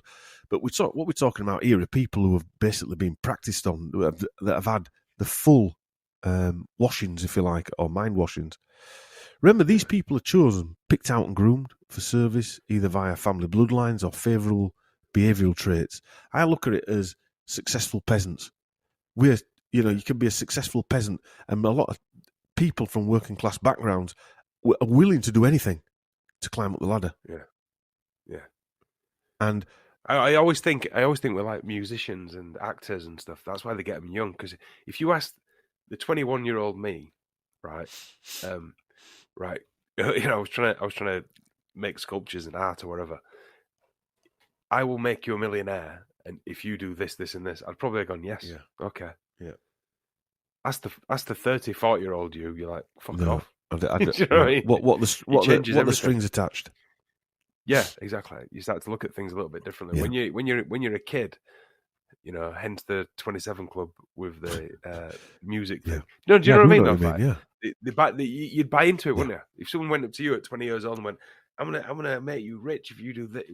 I'm not going to tell you what you need to do, but you need to do this, this, and this, maybe, and it might be this, this, and that." You'd go, "Yeah, okay, I'm in." Yeah, you'd struggle, wouldn't you? Yeah, you'd struggle. Now, well, in your 30s even, or your late 20s even, you'd be like, "No, sod off. I'm not willing to give up anything for you." Yeah, you would. Anyway, yeah. The MK Ultra program engaged in illegal activities included the use of US and Canadian citizens as unwitting test subjects. MK Ultra's scope was broad, with activities carried out under the guise of research at more than 80 institutions, including colleges and universities, hospitals, prisons, and pharmaceutical companies. You know, those trustworthy pharmaceutical companies that have just engaged in the jib-jabbing of billions of people, those ones. Mm. The Montreal experiments were a series of experiments initially aimed to treat schizophrenia. Jerry would be interested in this. By changing memories and erasing the patient's thoughts using Donald Ewan Cameron's method of psychic driving, as well as drug-induced sleep, intensive electroconvulsive therapy, sensory deprivation, and the drug Thorazine. I think Jerry mentioned that as well. Yeah, it did. That's when you think about those treatments for an illness, that's Satanism on a given level. There you go. You can do with that a drug called Thorazine. All of those there. You've got a patient who's ill, so what we're going to do is drug induce them, electrocute them, and give them sensory deprivation. Yeah, and I think was it the Thorazine one that Jerry were on about where that's what makes them shuffle? Yeah, Thorazine shuffle. I think it was, wasn't it? One of them anyway. I might be wrong, but the experiments. What surprised me is when you watch a film where someone's in a lunatic asylum and they're doing that shuffle. Jerry was saying that is drug induced. It's not the illness that makes them do that. But every film you see, like One Flew Over the Cuckoo's Nest, there's always someone shuffling or dribbling, and that's drug induced as well. And all those elements are drug induced. They're not. The experiments were conducted at the Allen Memorial Institute of McGill University, which is where Margaret Trudeau went. Right. When they were looking after her. And went on between 1957 and 1964 and conducted by Scottish psychiatrist Donald Ewan Cameron and funded by the CIA as part of Project MKUltra, which lasted until 1973. Of course it did. And was only revealed to the public in 1975. Because what they did was they just turned it all off, Chris, after 1975. Right. I mean, the public review is just like, that's the full stop. It's all gone now. Nothing to see you. Bye. Yeah. Well, they didn't need to continue it on then, because then you bought your MK Ultra. Yeah. 4K Ultra TV, didn't you? Just mind-bended you at home. Beamed straight to the face. Psychic driving was a psychiatric procedure in the 1950s and 60s in which patients were subjected to continuously repeated audio messages on a looped tape to alter their behaviour. Now, if you look at that on its own, what you've just said there, the MK Ultra TV, and the bombardment of BBC telling it same shit for 2 years, yeah, and then refreshing it all and telling you the same shit now again for X amount of time. I mean, it's very basic. That is on the very basicest mind programming, isn't it? Repetitive, just repeating it over and over and again. Yeah. Donald Cameron was a Scottish-born psychiatrist, and he's largely known today for his central role in the unethical medical experiments and development of psychological and medical torture techniques for the CIA. Right. He served as president of the American Psychiatric Association, the Canadian Psychiatric Association, and the World Psychiatric Association. All right. So he's well into his psychiatric association. In 1945, Cameron was invited to the Nuremberg trials for a psychiatric evaluation of Rudolf Hess. Should he not be in the Nuremberg Quite trials? Possibly, yeah. Maybe. Yeah. Maybe that's what Hess said to him. Cameron wanted to extend... What the fuck am I doing here? Why are you not saying? Listen to this one. Cameron wanted to extend the concept of contagion to chronic anxiety. He argued that people with mental illnesses could spread and transmit, I like that word, their diseases. Wow. I mean... Yeah, it's called fear. Well, is there also a point there that if he'd have got his way, would that be a thing we're dealing with now? Or is that a thing we're dealing with now, Chris? Yeah, well, it is a thing we're dealing with now. But what I mean is could that be that could have been the thing, couldn't it? Yeah, you'd say that is. There's an element of truth to that. Is that what they were experimenting with? Project MK Ultra, or just MK Ultra, was the code name for an illegal human experimentation program designed and undertaken by the CIA. MK Ultra used numerous methods to manipulate its subjects' mental states and brain functions, such as covert administration of high doses of psychoactive drugs, especially LSD, and other chemicals, electroshocks, hypnosis, sensory deprivation, isolation, and verbal and sexual abuse, in addition to other forms of torture, because they weren't bad enough. Yeah. You know, we'll have to, or they didn't work, right, we'll pull your fingernails out then. MK Ultra was preceded by two drug-related experiments, Project Bluebird and Operation Artichoke. Both sound lovely. MK Ultra was first brought to public attention by the Church Committee of the United States Congress and Gerald Ford's United States President's Commission. Now, that's funny that Gerald Ford were mentioned, because in Cathy O'Brien's statement, she named Pierre Trudeau and Gerald Ford. Gerald Ford. Right. Well, that's not surprising, is it, really? None of it surprises me anymore when we look into some of this stuff. The Montreal... Well, and also, wasn't it Clinton that did the apology for MK Ultra? And then you've seen... There's 2 or 3 videos of him who looks very MK Ultra to me. Yeah. Either that or he just took a fucking gigantic acid mushroom. Yeah, probably both. Montreal experiment's goals were to induce lifelong changes in humans. Lifelong changes in humans. Yeah. I mean, when you actually break that little sentence, the Montreal experiment's goals were to induce lifelong changes. And do you know what that church committee, do you know what it was known as? The Rockefeller Commission. Right. Nice.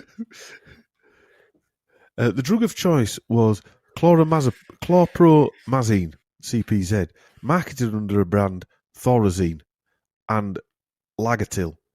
One of its known adverse effects is Parkinsonism. Symptoms such as Parkinson's disease, such as tremor, hesitancy of movement, which is probably that shuffle, decreased facial expression.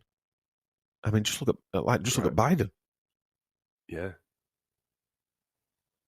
It is, I don't know that. Go on. No, I'm going to say, is Biden like that, or is that another actor just playing? Well, yeah, you've got you don't know what it is. Decided. Who knows? Yeah. It makes no difference. No, not really. It's unknown how many people went through these Montreal experiments exactly, but over 300 people applied for compensation in 1992. That's when it comes back to that guy who made those documentaries about this, when I mentioned before, right? So 300,000 people sued. That's it. End of now. You've missed your mass tort.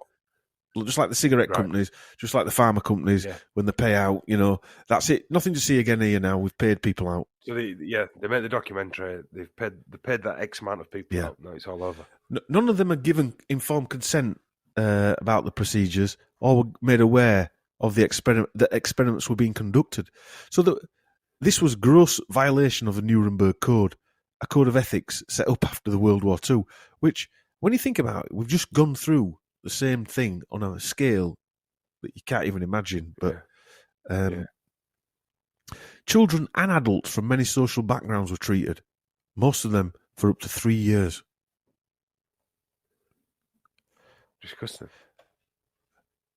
Participants often suffered from retrograde amnesia for the rest of their lives and had to relearn most skills they had. Many were in a childlike state and even had to be potty trained. Does this on a bigger scale remind you of anything that's happening now? Look at the behaviour of the people in charge. Repetitive lying, childlike behaviour, and the psychosis we're witnessing. MKUltra on steroids, probably carried out by the people who went through the programme.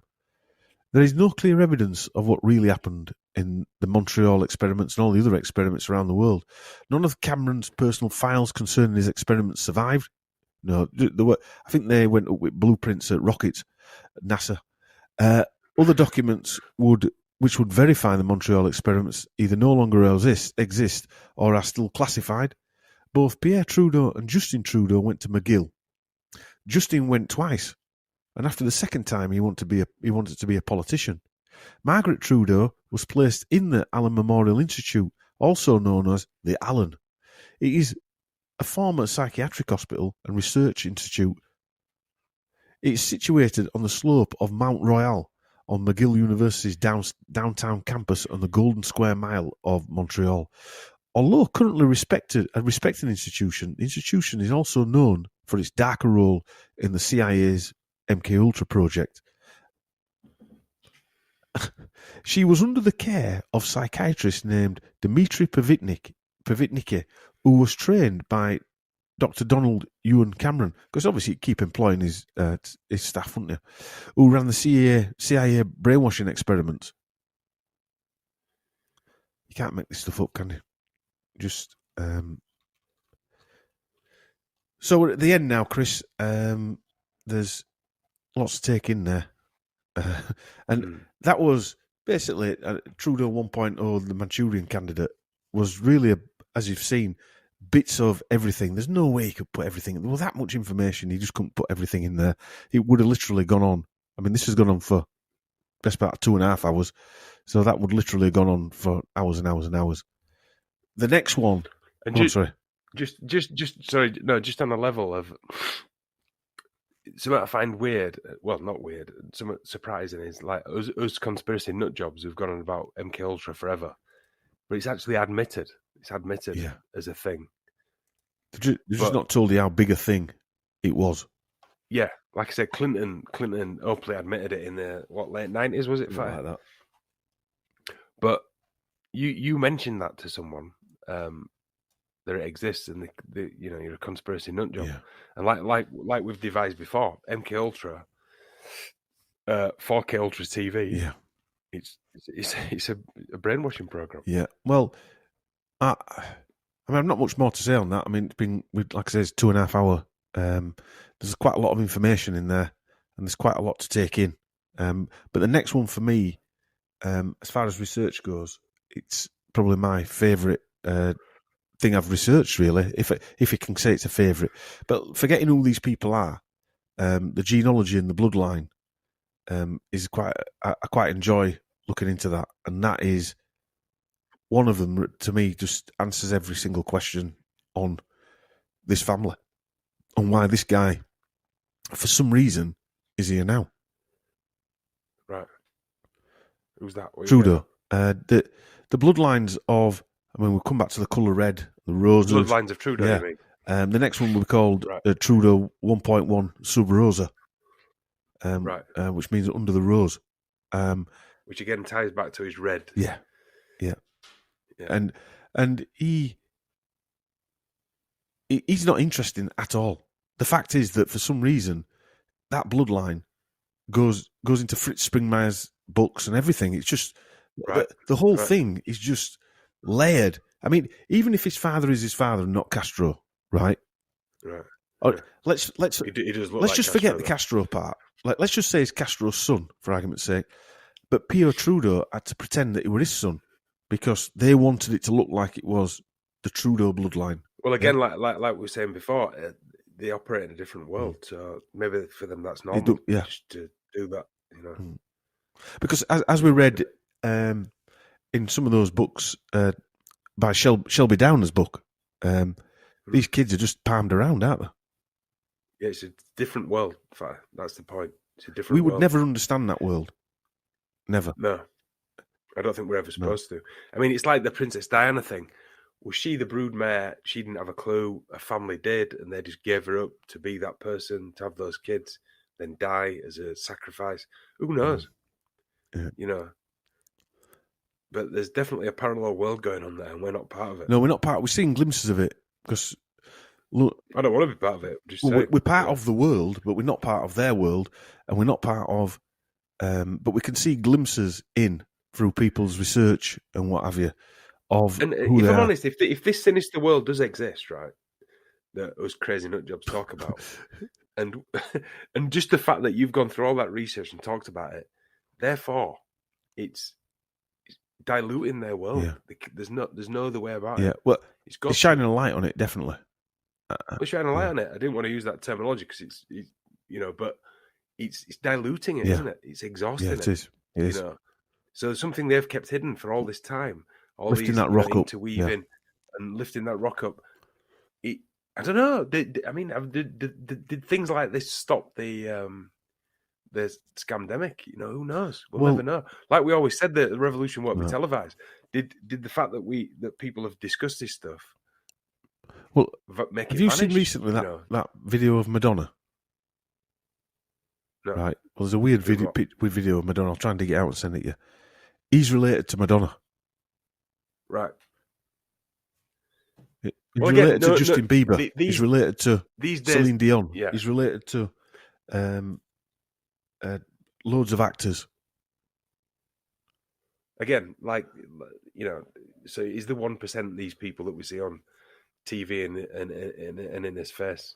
Is that the 1%? Who knows? Well, the part of it, again, either the bastard childs of bastard childs type of thing of the 1%. You know what I mean? Is it that type of, like the Blair and Johnson, they're sort of related to Queen, but they're sort of the illegitimate side of it. Yeah. So that, and like we've discussed before, is that illegitimate, the king's illegitimate son who lives in the peasant village that he had with a peasant, but then he still looks after him and makes sure he's all right, and then gives him a job when he's a bit older. Yeah. That's how I would equate it. Yeah, if I'm honest. And also, I mean, going back to him being related to a voodoo priestess,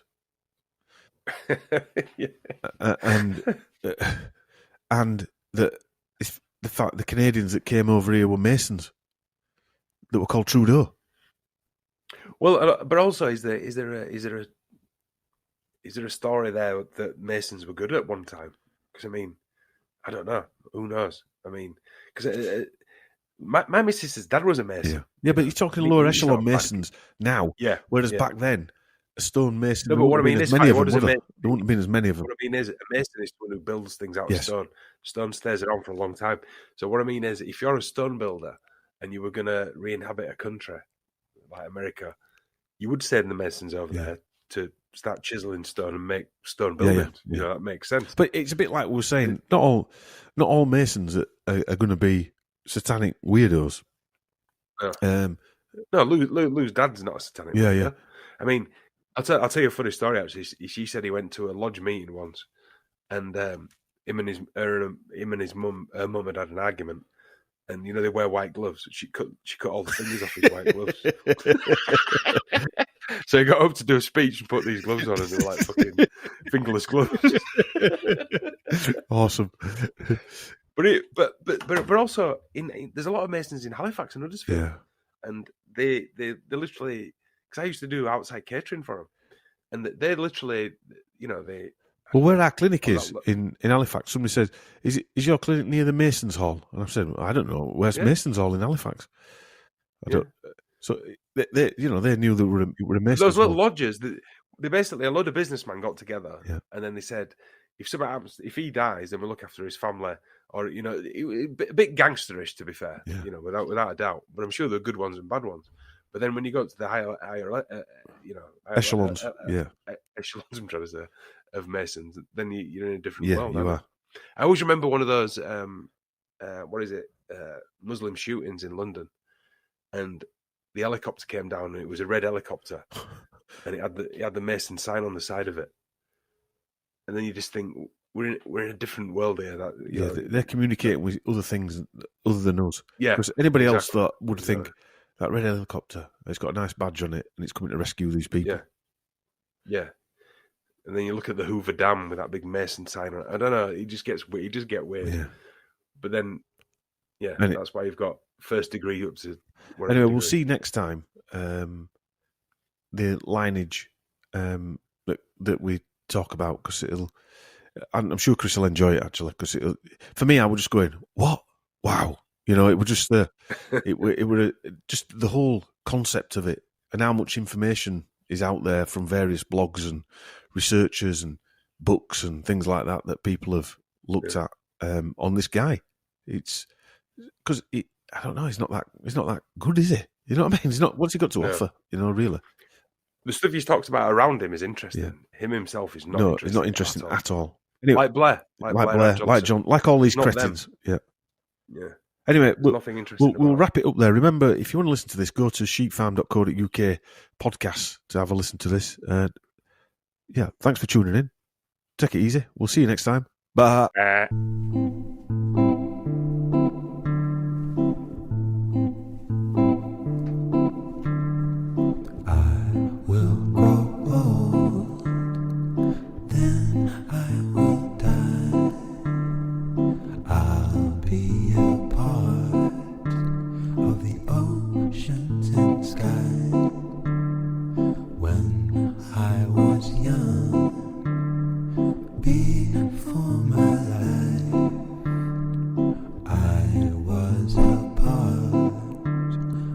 Oceans and skies.